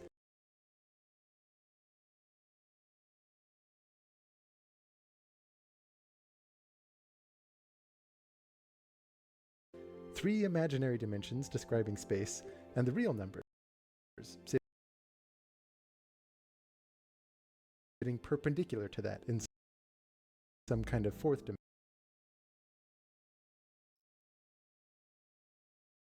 dimension. But to add 1843, while crossing the Broom Bridge in Dublin, he realized, with a supposed flash of insight, that what he needed was not to add a single dimension to the complex numbers,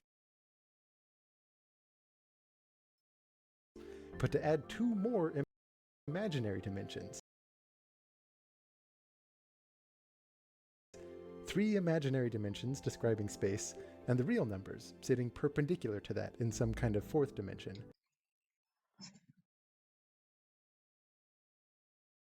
He carved the crucial equation describing these 3 imaginary units into the bridge, which today bears a plaque in his honor showing that equation.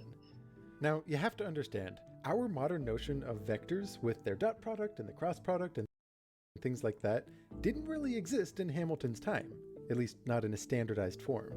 So after his discovery, he pushed hard for quaternions to be the primary language with which we teach students to describe 3-dimensional space, even forming an official quaternion society to proselytize his discovery. Now, unfortunately, this was balanced with mathematicians on the other side of the fence, who believed that the confusing notion of yeah, fuck that.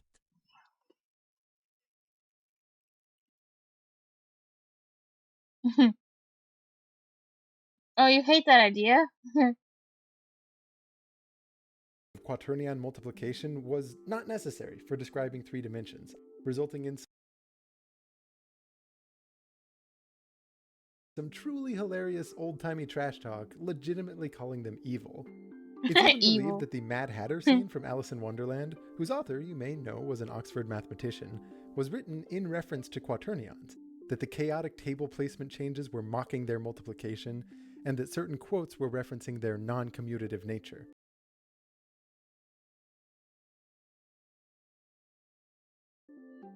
Fast forward about a century, and the computing industry gave quaternions a resurgence among programmers who work with graphics and robotics and anything involving orientation in 3D space. And this is because they give an elegant way to describe and to compute 3D rotations, which is computationally more efficient than other methods, and which also avoids a lot of the numerical errors that arise in these other methods. The 20th century also brought quaternions some more love from a completely different direction, quantum mechanics. I do think it's interesting, though, that there's like other ways you can try to describe rotations too, besides this. You see, the special actions that quaternions describe in 4 dimensions are actually quite relevant to the way that 2-state systems, like spin of an electron or the polarization of a photon, are described. Yeah, complex numbers also show up in physics too. Mathematically. What I'll show you here is a way to visualize quaternions in their full 4-dimensional glory. It would surprise me if this approach was fully original, but I can say that it's certainly not the standard way to teach quaternions, and that the specific 4-dimensional right-hand rule image that I'd like to build up to is something that I haven't really seen elsewhere. Building up an understanding for this visual will take us meaningful time, but once you have it, there is a very natural and satisfying intuition for how to think about quaternion multiplication. It won't be until the next video that I show you how exactly quaternions describe orientation in 3 to represent things that are dimensions, which is for some people the whole reason we care about it. But once we're able to go at it armed with the and then he won't even get to the part Q1 about how it describes 3D until the next video. This spatial intuition. You and I, who Wait. What?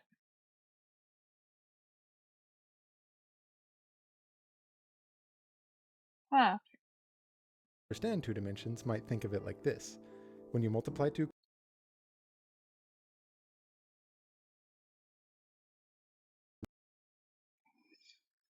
meaningful time, but once you have it, there is a very natural and satisfying intuition for how to think about quaternion multiplication. It won't be until the next Centrally Kansas, you know what, I did make a graph like that. Centrally Kansas, LOL.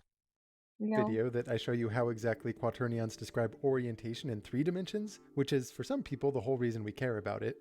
But once we're able to go at it armed with the image of what they're doing to a 4D hypersphere,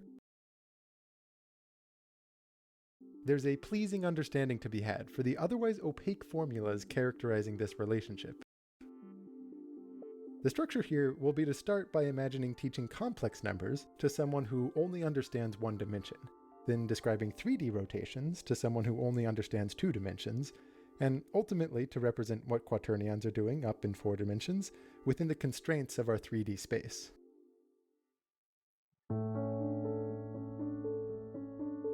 Our first character is Linus the Linelander, whose mind can only grasp the one-dimensional geometry of lines and the algebra of real numbers. We're going to try to describe complex numbers to Linus, and it's really important for you to empathize with him as much as you can during this, because in a few minutes, you're going to be in his shoes. On the one hand, you could define complex numbers purely algebraically. You say each one is expressed as some real number plus some other real number times I, where I is a newly invented constant whose defining property is that I times I equals -1. Then you say to Linus to multiply 2 complex numbers. Why did it have to be called I? Why couldn't it have been like Y? Because that would have made it seem more similar to like graphs with X and Y, but whatever. You just use the distributive property, what many people learn in school as FOIL, and you apply this rule that I times I equals -1 to simplify things down further.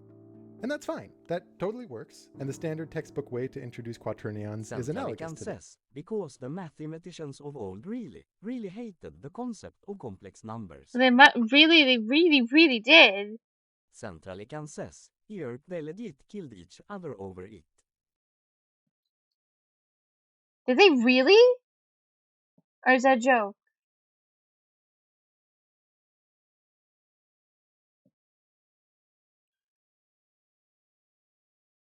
Centralican says, lemmer check. Okay.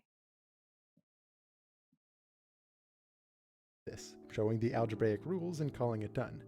But I think something is missing if we don't at least try to show Linus the geometry of complex numbers and what complex multiplication looks like, since the problems in math and physics where complex numbers are shockingly useful often leverage this spatial intuition. You and I, who understand 2 dimensions, might think of it like this. When you multiply 2 complex numbers, z times w, you can think of z as a sort of function acting on w.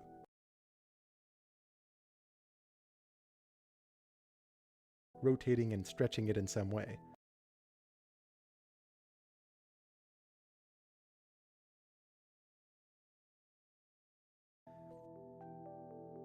I like to Centralican says, okay, no they didn't, but it seems like it could have escalated that far. Okay, yeah. think of this by broadening the view and asking, what does z do to the entire plane? And you can think of that bird's eye view action by imagining using one hand to fix the number 0 in place, and using another hand to drag the point at 1 up to z, since anything times 0 is 0, and anything times 1 is itself. And in 2 dimensions, there is one and only one stretching rotating action on the plane that'll do this. This is also how I'll have you thinking about quaternion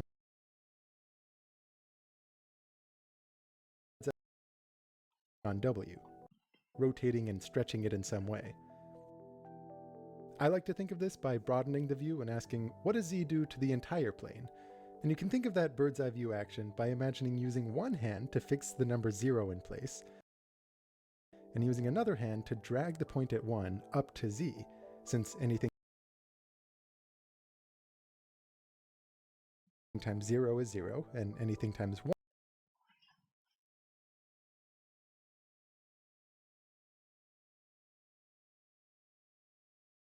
is itself.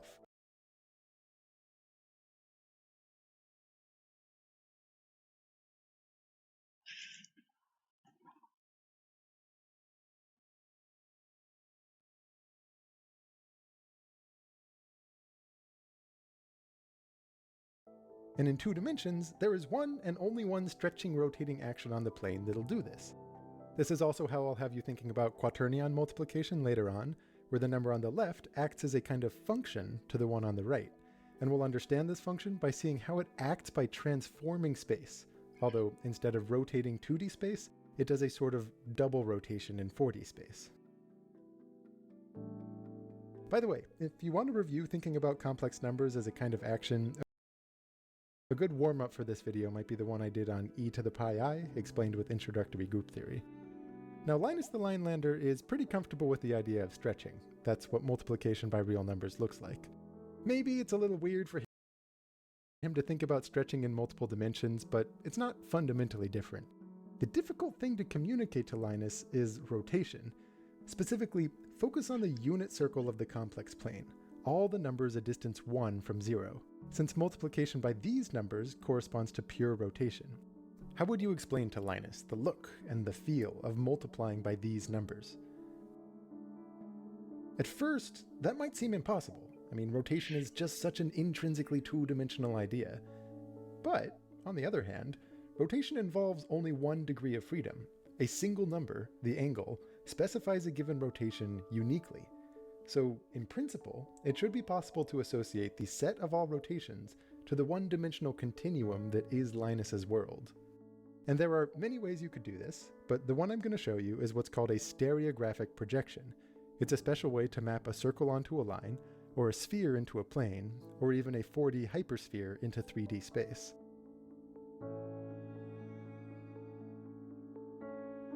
For every point on the unit circle, draw a line from -1 through that point, and wherever it intersects the vertical line through the circle's center, that's where the point of the circle gets projected. So, for example, the point at 1 gets projected into the center of the line. The point I actually stays fixed in place, as does -I. All of the points on that 90-degree arc between 1 and I will get projected somewhere in the interval between where 1 landed and where I landed. As you continue farther around the circle on the arc between I and -1, the projected points end up farther and farther away at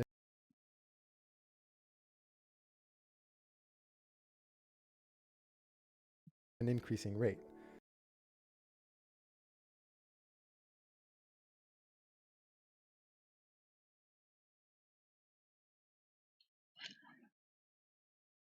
Similarly, if you come around the other way towards -1, the projected points end up farther and farther on the other end of the line.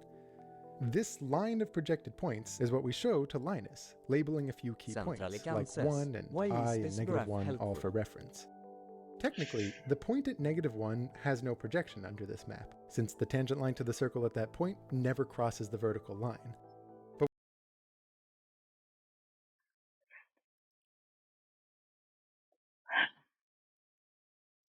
But what we say is that -1 ends up at the point at infinity. This is a special point you imagine adding to the line, where you would approach it if you walk infinitely far along the line in either direction. Now, it's important to remember, and to remind Linus, that what he's seeing is only the complex numbers that are a distance 1 from the origin, the unit circle.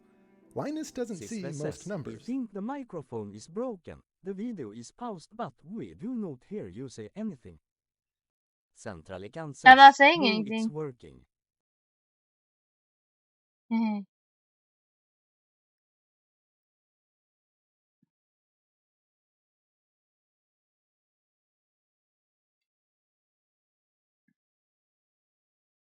Like 0 or 1 plus I or -2 minus I, but that's okay, because right now we just want to describe complex number z, where multiplying by z has the effect of a pure... Unless it was like paused for like a really long time, so I'm not sure what moment you're referring to, but there's moments where like I pause and look at something, but not for usually that long. At infinity. This is a special point you imagine adding to the line, where you would approach it if you walk infinitely far along the line in either direction. Now, it's important to remember, and to remind Linus, that what he's seeing is only the complex numbers that are a distance 1 from the origin, the unit circle. Linus doesn't see most numbers, like 0 or 1 plus I or -2 minus I, but that's okay, because right now we just want to describe complex number z, where multiplying by z has the effect of a pure rotation, so he only needs to understand the unit circle.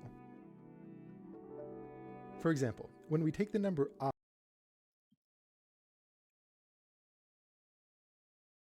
I'm not really sure if it's like visual analogies like particularly helpful.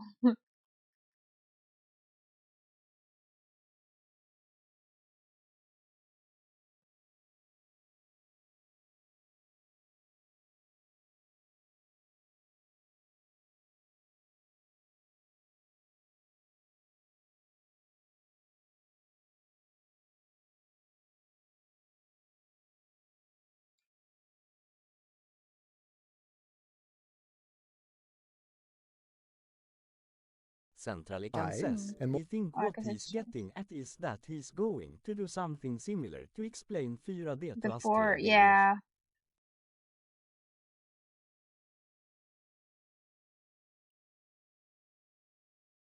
It's interesting that he kind of makes it seem like that it's important because he starts with the 4D before talking about 3D. So he I feel like he's alluding to like that it's important to understand the 4D part of it if you really want to understand why it's used for 3D to represent 3D. Because the 3D stuff isn't even mentioned until the next video, which is like, oh my god, really? Why do we have to go and talk about 4D? Even though technically it is 4D, but still. Ugh, I hate dimensions. Multiply it by any other complex number w, the effect is to rotate by 90 degrees counterclockwise. And when we apply this action to the circle being projected down to the line for Linus, what does he see? Well, it's a bit of a strange morphing action on the line, one which I want you to become familiar with for something we'll see later on. It's easiest to understand by following a few key reference points. I times 1 is I, so that means the number 1 should move up to I.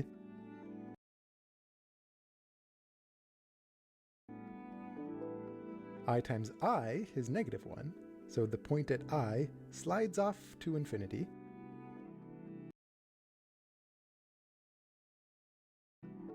I times negative 1 is equal to negative I, so that point at infinity kind of comes back around from the bottom to the position 1 unit below the center.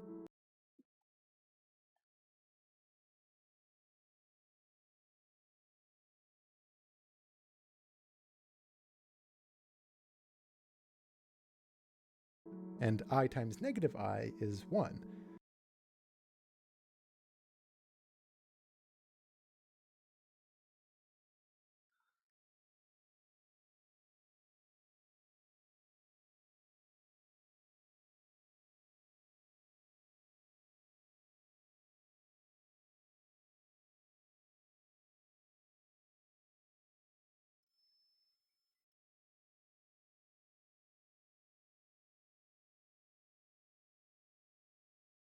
So that point at negative I slides up to 1. Even though this is kind of a weird motion, it lets us communicate some important ideas to Linus. For example, multiplying by I 4 times, which corresponds to rotating by 90 degrees 4 times in a row, gets us back to where we started. I to the 4th equals 1. Here, to get more of a feel for things, let me just show the circle rotated at various different angles. On both the left and the right half of the screen here, I'm putting a hand on the point that started at the number 1 to help us and to help Linus keep track of the overall motion.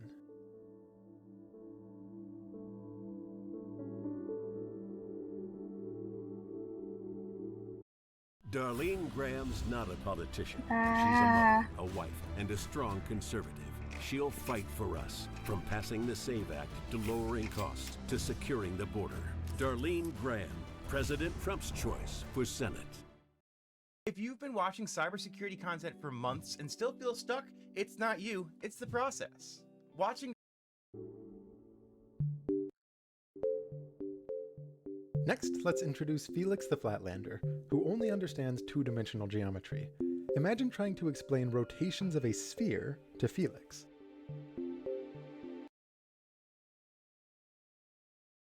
Think.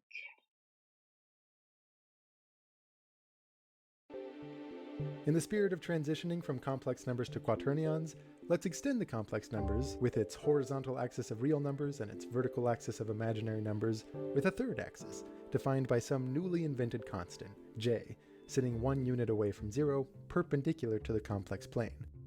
Instead of having this new axis in the z direction, like you might expect, for a better analogy with how we'll visualize quaternions, we'll want to orient things so that the I and the j axes sit in the x and the y directions, with the real number line aligned along the z direction. So every point in 3D space is described as some real number plus some real number times I plus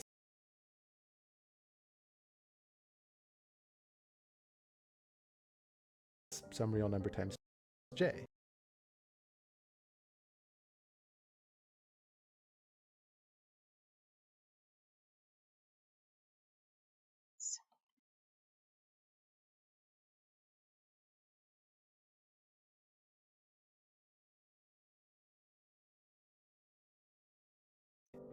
As it happens, it's not possible to define a notion of multiplication for a 3D number system like this that would satisfy the usual algebraic properties that make multiplication a useful construct. Perhaps I'll outline why this is the case in a follow-on video, but staying focused on our current goal, think about describing 3D rotations in this coordinate system to Felix the Flatlander. The unit sphere consists of all those numbers which are a distance 1 from 0 at the origin, meaning the sum of the squares of their coordinates is 1.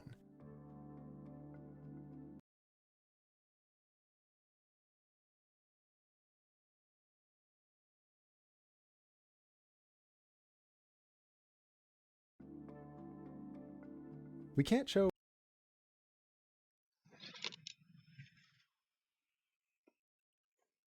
So this one is talking about magnitude again?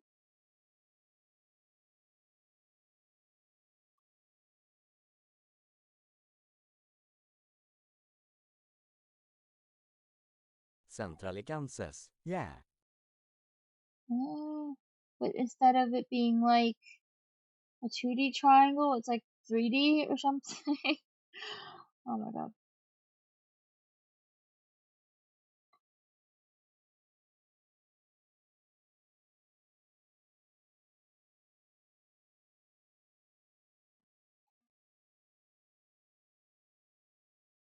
Centrally Kansas, it's basically still A2D triangle TBH-LAO. Centrally Kansas, that? just That's angled confusing. A-bit different. Yeah, I don't understand how it works with 3 numbers though. It makes way more sense with in 2D because you can like see the triangle and it's like a squared plus b squared, but angled differently. Weird.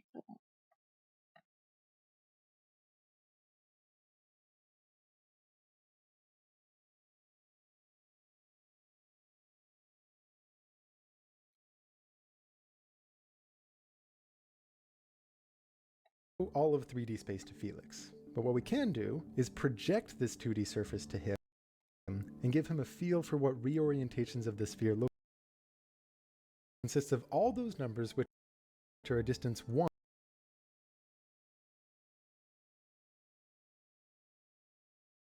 from 0 at the origin, meaning the sum of the squares of their coordinates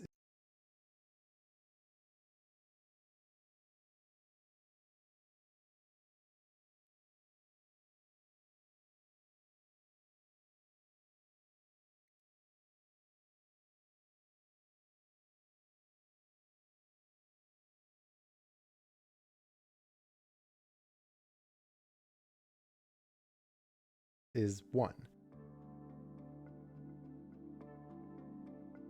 We can't show all of 3D space to Felix, but what we can do is project this 2D surface to him and give him a feel for what reorientations of the sphere look like under that projection. Analogous to what we did before, stereographic projection will associate almost every point on the unit sphere with a unique point on the horizontal plane defined by the I and the j axes. For each point on the sphere, draw a line from -1 at the South Pole through that point and see where it intersects the plane.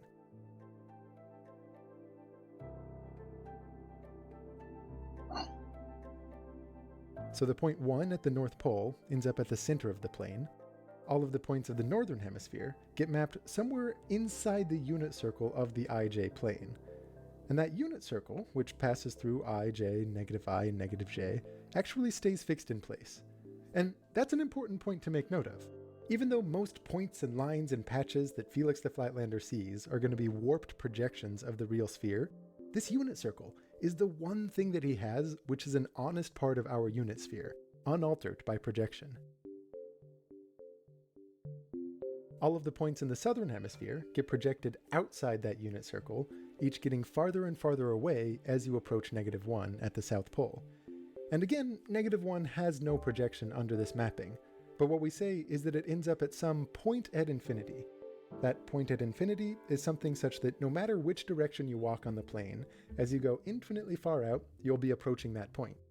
It's analogous to how if you walk any direction away from the North Pole, you're approaching the South Pole. Now let me just pull up a view of what Felix sees in 2 dimensions.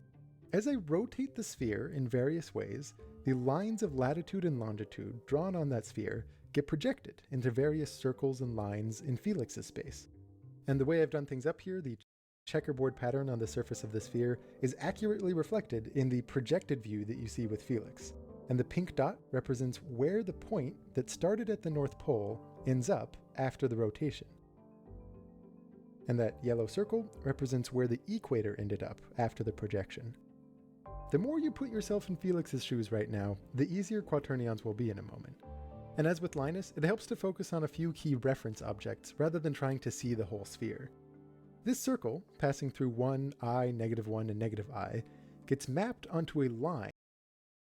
You know, I one time watched a video that I think was touching on quaternions. I don't think the video itself was like about quaternions, but it brings it up, and it was interesting, and I mean maybe, but in the context of I feel like the other one was more about like theory and less about the math, where this one is like goes way harder on the math side of things because you know we blue one brown.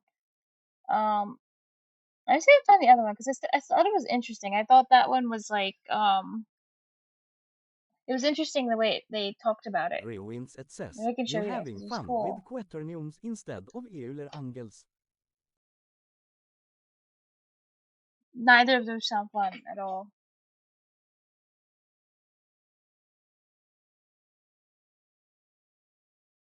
I hate all my options, honestly. Let's see. Rewins it says, Euler angles is Javbit's role. Centralican says, she's loving it. Sure. Yeah. I'm having the best time of my life. This is great.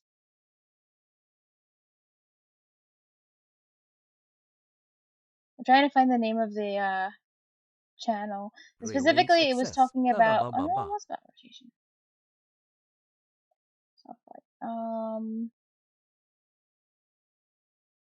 Also, it wasn't like 30 minutes long, plus like another 30 minutes, that too.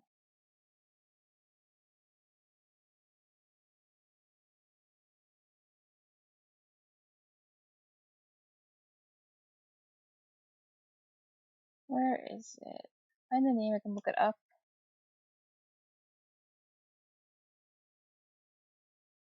Rewins it says, you are streaming so early now I had to catch the stream on my break. Oh, well. Yeah, it's always kind of random when I stream. It's like, I do it when I do it, but I do it once per day, so this is what matters. Centralican says, Bye. it's a great time for me. It's good that it's good for you. Yeah, what was it? What was that video called?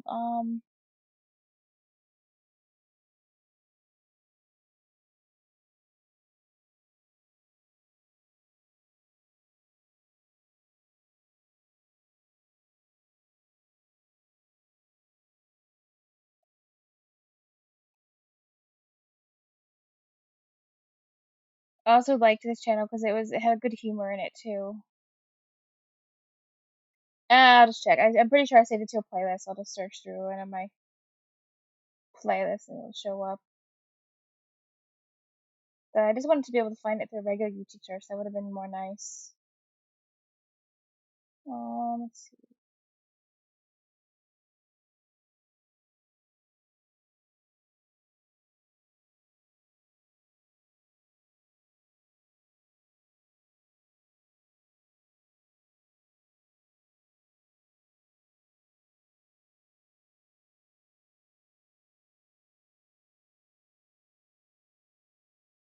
I find it kind of confusing did you find that, out like, how to mock event faster? sometimes there's, like, multiple ways to represent the same thing.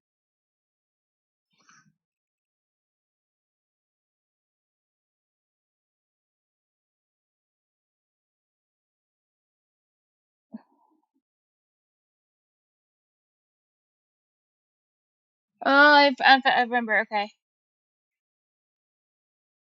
I know how to find it now. Let's just open this in YouTube.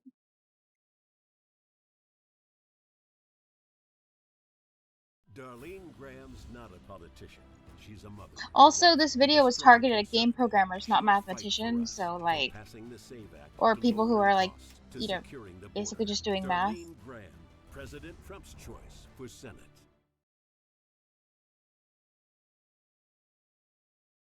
And this video is, like, so funny. But that's not the video I'm looking for. And this is the third time. Rewinds it says, sorta, turns out most of the time wasted was from ram-bindestreck är större än ramdata xfer.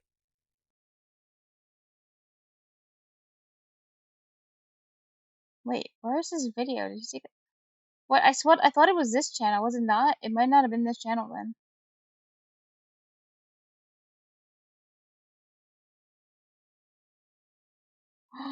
Oh my god. Wait, no! Unless...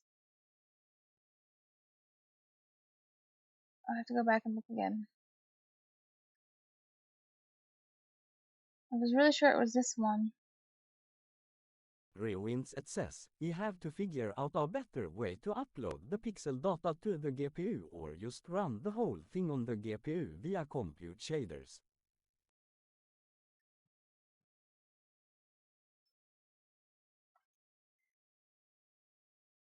Oh, no, like, I'm getting mixed up with channels, but this is a good video.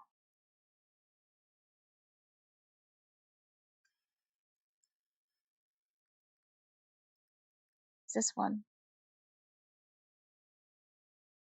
Centralican says, blinking a color buffer doesn't work out.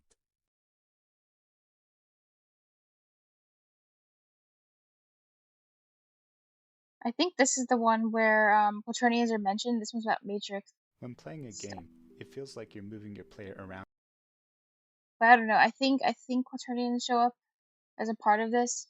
Centralican says, I mean, the overhead of rendering is pretty fixed per frame so. In a fixed world. But this is merely a very convincing illusion. In reality, it's actually the world that's moving around you. That's not true at all. When playing a game, it feels like you're moving your player around in a fixed world. To render on every step.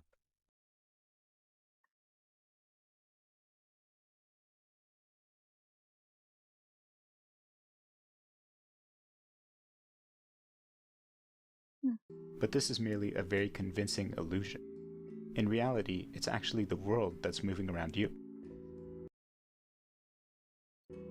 Every time you move your head, you're really moving the world in the opposite direction. Oh, what? In reality, the world's tilting and stretching and moving? Even the perspective effect of distant objects appearing smaller is applied directly to the world. Rewinds it says, at Centralican was in this video, we'll look at how this transformation is performed, and more importantly, why it makes sense to do it in the first place.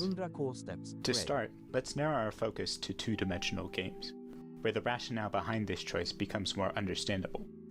Many 2D games have pretty big worlds. If the entire world were shown on screen at once, it would make it very tricky to see where your player is. Because of this, most 2D games opt to follow the player, always keeping them in the center of the screen. It appears as though the player is moving through a fixed world, which really is what the game is doing when it calculates physics and other game logic. However, when it comes to showing graphics, this is flipped on its head. The player is assumed to be the center of the universe, and the world is what's moving around.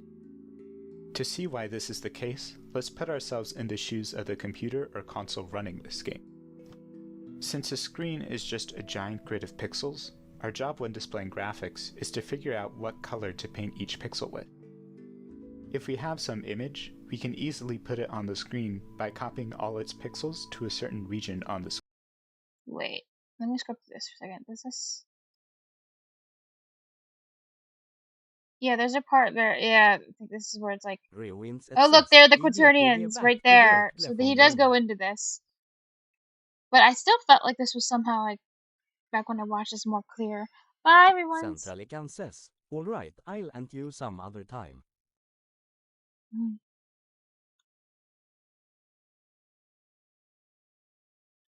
Screen. But we do need to know where exactly to put the image. To do this, it makes sense to come up with a coordinate system that lets you identify different points on the screen.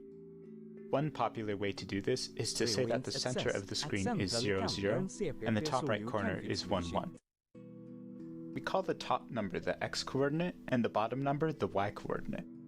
We can now identify points like 0.2, 0.7, or 0.5, 0.1. One convenient thing about this choice is that it will be the same for all kinds of screens.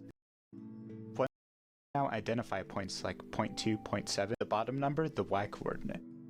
We can now call the top number the x-coordinate and the bottom number the y-coordinate. We can now identify points like 0.2, 0.7, or 0.5, 0.1.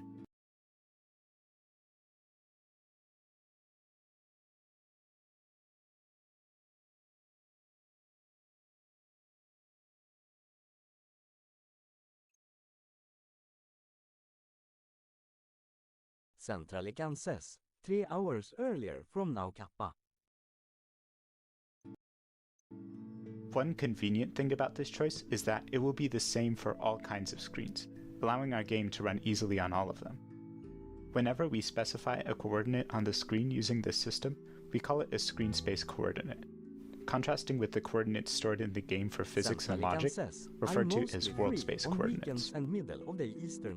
Since the center of the screen is 0, 0, and the player is always at the center of the screen, the game will always ask the computer to draw the player at that point, even though the player is not considered to be in that position in world space. What has happened is that the game has applied what's called a transformation that manipulates coordinates in such a way that the player's position moves from wherever it is in world space to 0, 0 in screen space. The same transformation can be applied to the positions of other objects in the world to see where they show up on the screen. We've now seen one part of the answer to why. We need to know where to put things on screen, necessitating the use of a transformation from world space to screen space. However, when we move to 3D, an additional benefit emerges that helps speed up the process of drawing graphics. In 2D games, images were the fundamental object we used to build the game's graphics. However, images by themselves are flat, so they can't serve as the basis for 3D games. Instead, the fundamental object in 3D graphics is the humble triangle. A collection of triangles forms what's called a mesh. There are many reasons for choosing triangles, but that's a topic for another video. Effectively, what happens when a 3D game is drawn to the screen is that each triangle in each mesh is drawn one by one, utilizing the points x and y coordinates to know where on the screen to draw it, and utilizing their z coordinates to know whether or not they should be drawn on top of what's already been drawn. Similar to the 2D case, they should be drawn on top of what's already been drawn to draw it, and utilizing the points x and y coordinates to know where on the screen to draw it, and utilizing their z coordinates to know whether or not they should be drawn on top of what's already been drawn. Similar to the 2D case, the coordinates need to be in screen space so we know where to draw them on screen. This reason is fundamentally why the world ends up moving around the player instead of the player around the world. However, the process of getting screen space coordinates is a bit complicated. A whole series of transformations are necessary to take all the points from where they are in a particular mesh to where they are in world space to where they are in screen space. Remember that this final step also needs to apply a perspective effect, so that farther objects appear smaller. In a typical game, meshes can be translated, rotated, and scaled in world space. They can also be affected by a series of such transformations, such as when forming parts of a robotic arm. Calculating each transform in series for each point we need to draw on the screen can get very slow. However, it turns out there is a way to combine all these steps beforehand.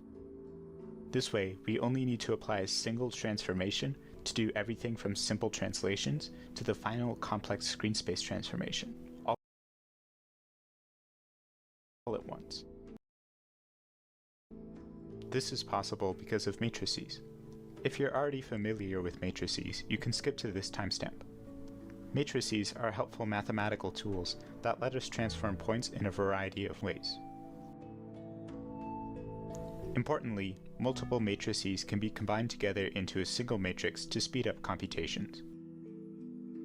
Matrices are built to work on a certain kind of mathematical object called a vector. While matrices are mathematical descriptions of transformations, vectors are mathematical descriptions of points.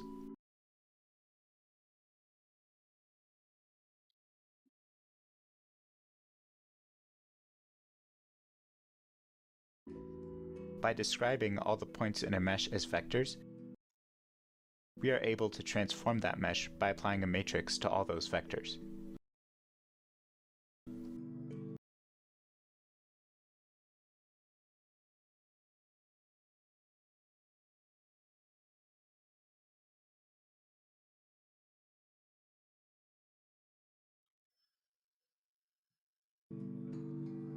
A vector describes a point by saying how far to move along the x, y, and z axes to get there. There's somewhat of a duality in the way we can think about vectors. We can think of them either as descriptions of points in space or as descriptions of movements to make.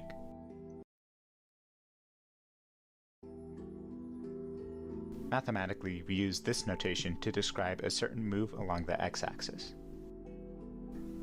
We can notate a sequence of moves by adding them together.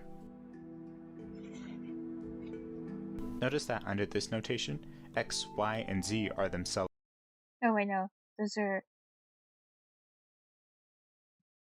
not quaternions.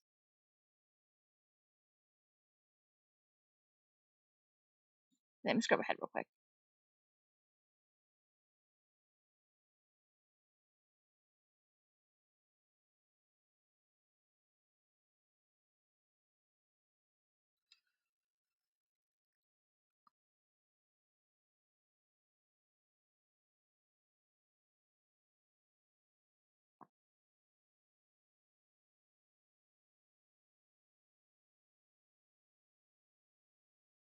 No, there it is. There's one. Yeah, I'm not sure how like quaternions fit into this with matrices and stuff, and I'm not sure how they all go together. By applying a matrix to all those vectors. A vector describes a point. There's somewhat of a duality in the way we can think about vectors. We can think of them either as descriptions of quaternions have a matrix representation.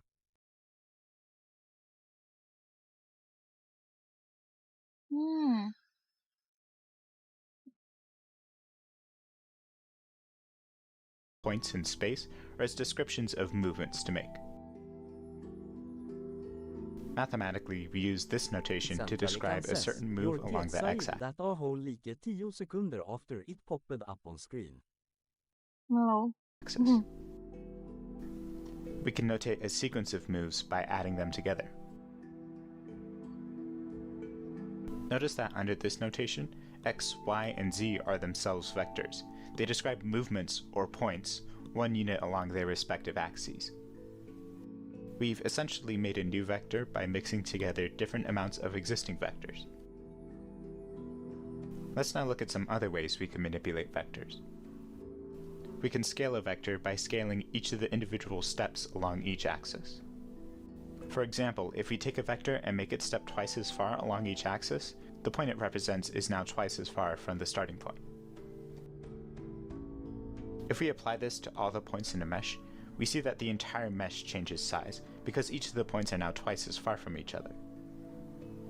Notice how we could describe this transform by saying that for every step the original takes along the x-axis, the transform vector takes 2 steps along the x-axis, and so on for the other axes.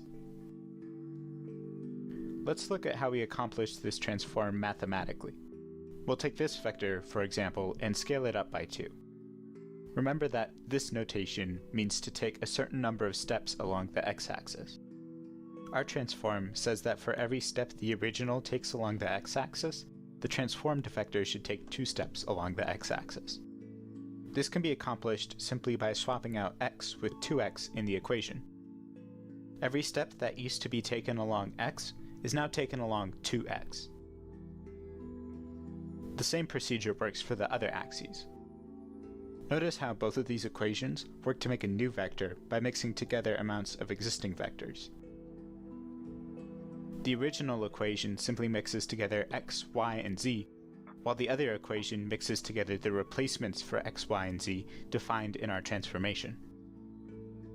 Let's now look at some examples of these replacement vectors in actual video games.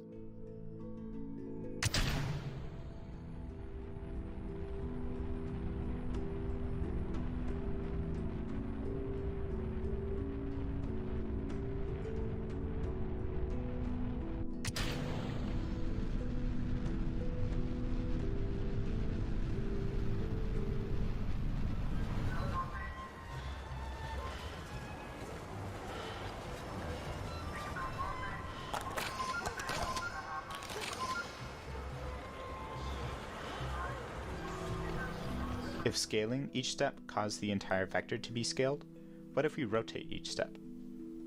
By rotating each step, we cause the entire vector to be rotated in a similar fashion. Again, we could describe this by saying that for every step the original vector takes along the x-axis, the transformed vector takes a step along a different rotated direction. The same thing happens for the y and z axes. Like before, we can rotate any vector by plugging in the redefinitions of x, y, and z. Let's again take a look at some examples from real video games.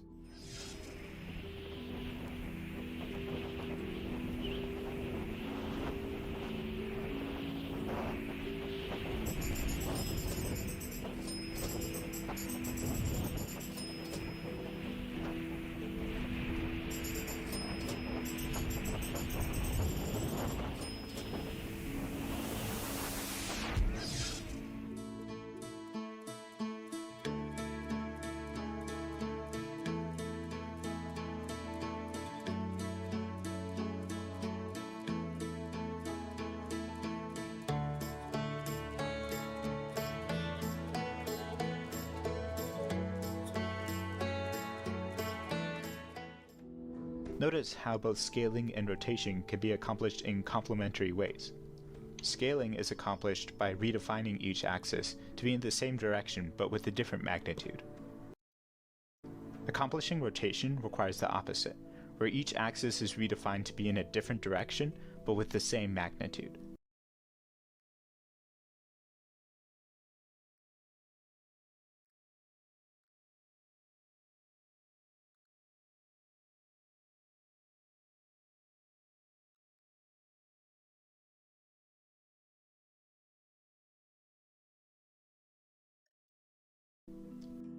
Centralicances, jag makes sense.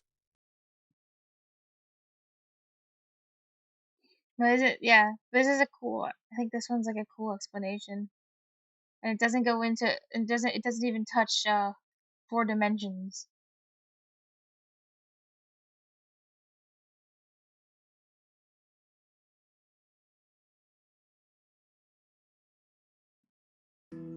This suggests a transform that does both of these at once.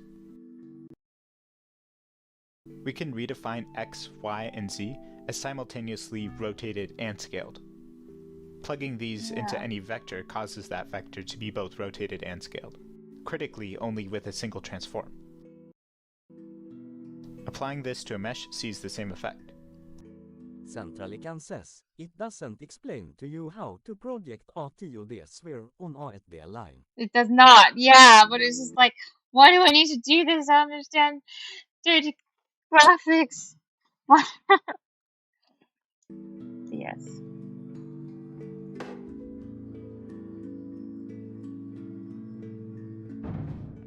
It's so big now.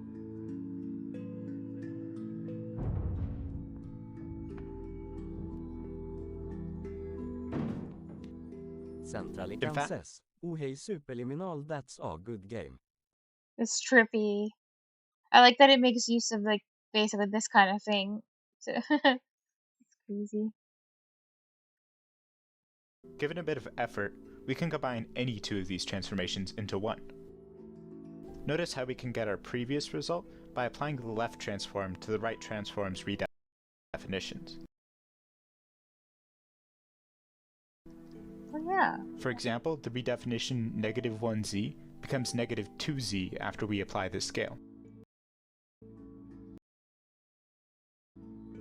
We can always use this procedure of applying another transform to an existing transform's redefinitions to get a new transform that combines the effects of both. What we have built is essentially a matrix. All it's missing is some snazzy notation. Since we're always redefining x, y, and z as other vectors, we can leave all the x's, y's, and z's implicit. What we end up with is just a 3x3 grid of numbers. We can also write the vectors as singular symbols if we don't care about the individual components. Always remember that this notation is really telling you what vectors to replace the x, y, and z vectors with, just in a more concise way. We notate applying a matrix to a vector using multiplication, with the matrix going on the left.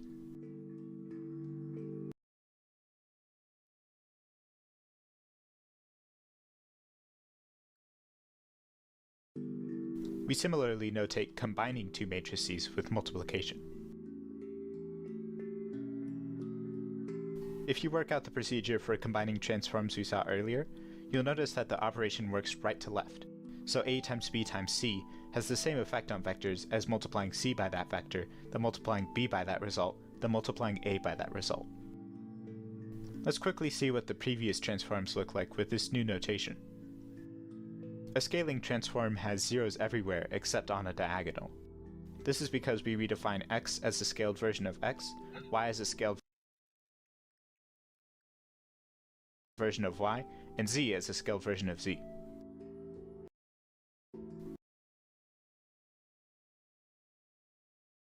Rotation does not obey this pattern, so its matrix looks more chaotic. The combined version looks just like we would expect, and we can arrive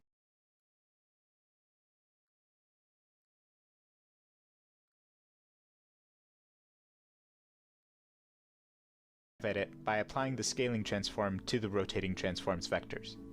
For example, here's how the redefinition of x is transformed.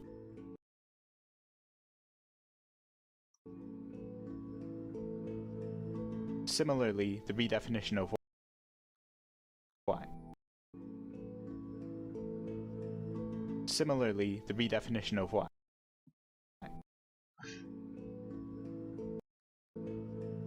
Similarly, x is transformed.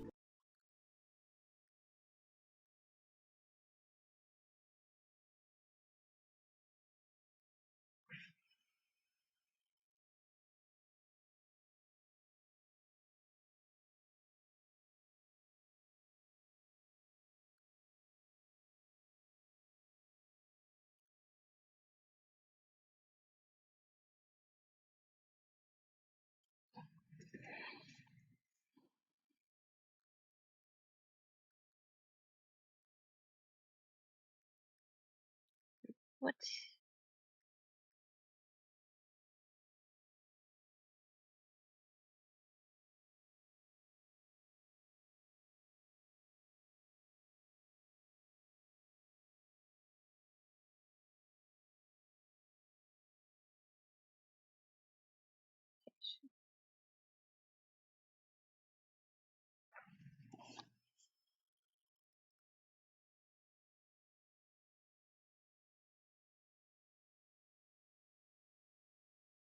Oh.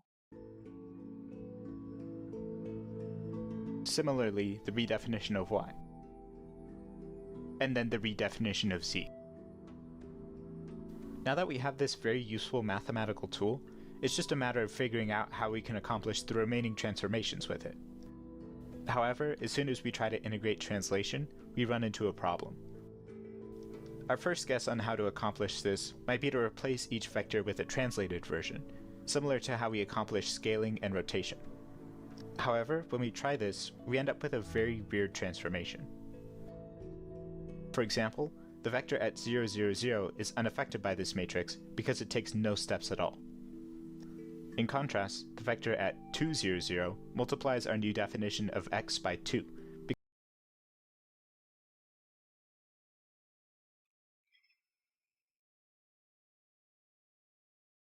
becoming offset twice as much as we want.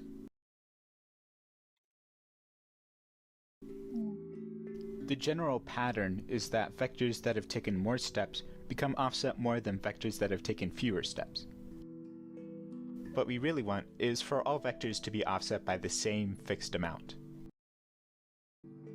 This is not possible right now, considering whatever we swap x, y, and z with will be multiplied by some arbitrary number.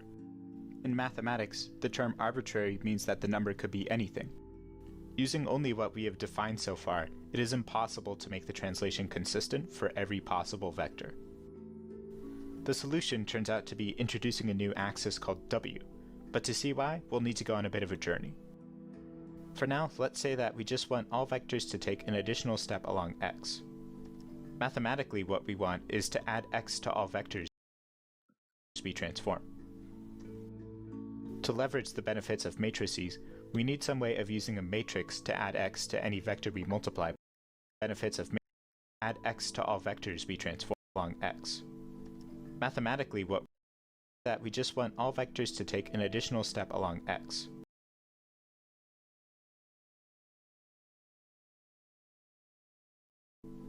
Mathematically, what we want is to add x to all vectors we transform. To leverage the benefits of matrices, we need some way of using a matrix to add x to any vector we multiply by it. Matrices, by definition, let us swap out x, y, and z with whatever we want, with the drawback that it's always then multiplied by some arbitrary value. But what if we didn't have this drawback? What if we restrict, for example, the z component to always be 1? If we do this, then whatever we replace z with will be left as is, since multiplying anything by 1 leaves it unchanged. Right now, this restricts us to having only 2 usable dimensions, but that's a problem we can solve later. Notice now how we can replace z with x to offset the vector of 1 unit along the x-axis. We can use a matrix to perform this replacement. As long as we obey the constraint that the z-coordinate must always be 1, all vectors multiplied by this matrix will now take an additional step along x, in addition to whatever other steps along x and y they already specify. To ensure that the z-coordinate stays 1 for subsequent transformations, we simply ensure that our new definition of z contains a single step along z. Taking a step back, it seems we found a way to make translations work with rotation and scaling by using a 3-dimensional vector to describe a 2-dimensional position. Remember that this last note is because the z-coordinate must always be 1, meaning it can't be used to carry meaningful data. We can still perform rotations and scalings the same way we did before, just as long as we keep the z-coordinate 1. We can also still multiply matrices together to combine them. All this suggests that to make translation work with 3-dimensional points, we'll need a 4-dimensional vector. To this end, we stop restricting z and introduce a new axis, w, which takes up the job of being restricted to 1. This also expands our matrices to be 4x4 instead of 3x3. All the same logic as before applies. We're able to do rotations and scalings along with translations, all in 3 dimensions, thanks to the presence of w. Wait, is that how that works in real life? Does w actually always have to be 1?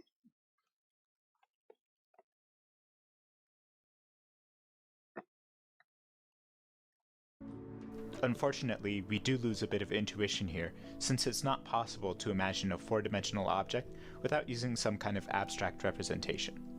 Well, they say miss it. You need some kind of abstract representation. I encourage you to pause the video and try out for yourself that this new construction enables all the kinds of transformations we've seen so. CSS. Good old Math 4. Good old Math 4? What's? Is that supposed to be like a matrix or something? Oh, I hate quaternions. It's just too goddamn abstract. Like, complex numbers are good enough, and then this happens, and then it's like horrible. Well, complex numbers were difficult enough to understand just by themselves. Like just in 2D, this was difficult enough. Why did we have to go up dimensions? That allows for some very neat things in shader code. Matrix 4x4. Centrally can says, yeah, try out for yourself. Hey Salt, you want to do 4x4 matrix multiplication. I've never even like multiplied like CSS. Math 4 är lika med matrix 4 No. 4. We use W to specify whether or not apply translation. Centrally can says, are you doing graphics, API development?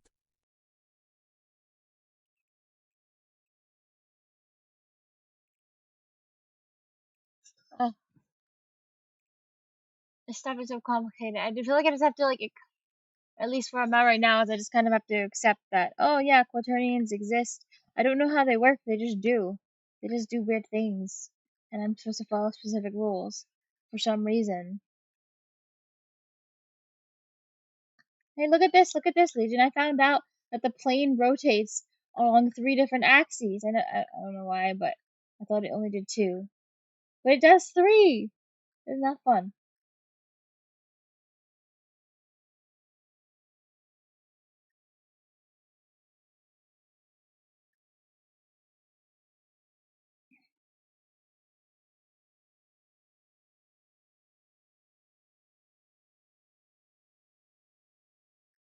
But maybe one day I'll understand it better. It'll make more sense. Like why do these things have these relationships? It's just it's so black magic still.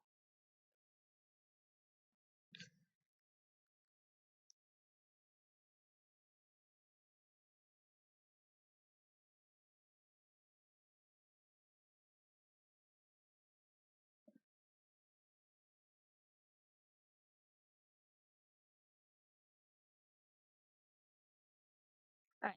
Well, I'm gonna take a break here and resume studying a bit later. About it?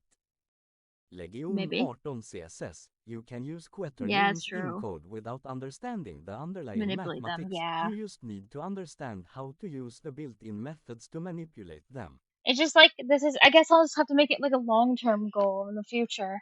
I might not be at the point where I can really understand this well, but I would like to because I think it's interesting. It's just really difficult to really understand the actual math without, like he said, going into like hyperspheres and like actual 4 dimensions is wild. That's true. For fun, yeah. But it's so sad though in a way. Like not that you, it's like you don't need to know, just like it's like if it's a black box and it works, it works. But to not understand it is kind of sad because this is like also somehow I feel like it's like the fundamental of like the backbone of how it's like the secret to how things. It's the secret. Work at all. You know how to use them, but they are all black box to me. I know. Yeah. And it's cool, they're like cool, but like thought process on stuff lemfau. Oh lol. Nice corrupt. But it's so interesting because it's like the fundamental CSS. I'm tempted to learn more about matrices at some point. Ooh, but you don't need that's to. cool. Oh my gosh, you should, Legion, that'd be cool. It's like Like if you were given like the secret to the universe or something, and you don't need to understand it, you just, you just use it and it works. But it would be sad to not understand it at the same time. I hope that makes sense. That mathematician, lol. Like imagine you found a spell book like Harry Potter, right? And you could cast spells and you don't know how they work. You just know like you say the words and weird stuff happens. Like I would constantly be like, yeah, it's cool that I can do magic, but I don't understand why. Why do these things happen? Like I have to understand why. Not because I like need to, but just like it's just that feeling of of of FOMO or something. I don't know. This feeling like that you're missing something that's I don't know, maybe like beautiful or something, like a core concept that exists that you'll never get to see if you don't understand it. Yeah. It's like if you don't knowing how it works is important if you want exactly, to especially if or you want to like change it in some way. Not that I would need to though, for like most of the basic things I would want to do. Like I don't want to make games that are heavily physics based. I don't like physics. The spells versus creating your own. Yeah, basically, you're right. That I like that analogy. What you just said. Yeah, it would basically just be like casting spells versus just, oh, I understand how it works. Now I can, you're right, create my own spells that no one's ever made before. That's where the sadness comes in. That's where it is. Like it's great when you can use something, but you're so limited. Like if you understand it entirely, you can build it from scratch and you can decide how you want it to be, and that's power. And I think that's cool. But yeah, so maybe I'm not there yet, but one day I'd like to understand this stuff better. I don't know. How much do you understand this, Corrupt? Do you understand this really well, or do you just understand this like a little bit yourself? Like when it comes to like the complex numbers and quaternions and understanding like what 40 even is, does this like make a lot of sense to you, or just like some sense? Well, that I know it makes more sense to you than it does to me, but does it make like complete sense? Like, what does it feel like for you? Let's see, I see my 1-inch fireball becomes a 1 AU fireball.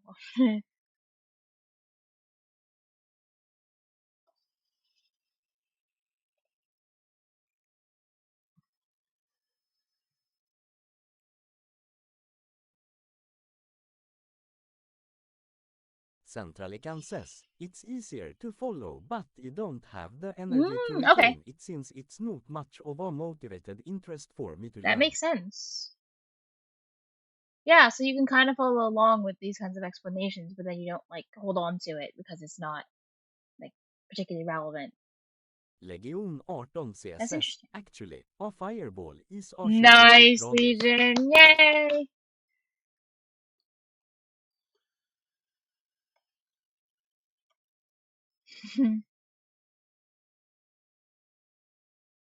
But he didn't ask for a definition. He said he casts fireball.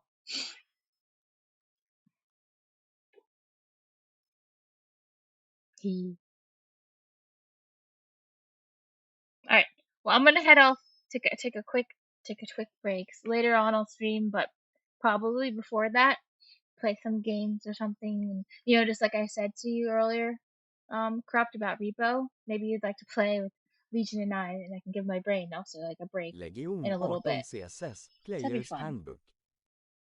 Centralican says, what time is that at? I don't know, maybe like 30 minutes to an hour from now. Probably like 30, I'm just guessing, probably like 30 minutes or so. I'm just gonna head off for a bit and have some, like breakfast, basically. I haven't eaten anything all day. But anyway, the quicker I leave, the quicker I can come back and do stuff like games and more studying and more hitting my head against the wall. So, no, the cigarette break was doing the study stream because I felt like I was smoking a cigarette because how like difficult this is. Yeah, I feel like my brain cells are like eroding away. Anyway, Centralic I'll see ya. So you felt calm and relaxed. Definitely. Sure.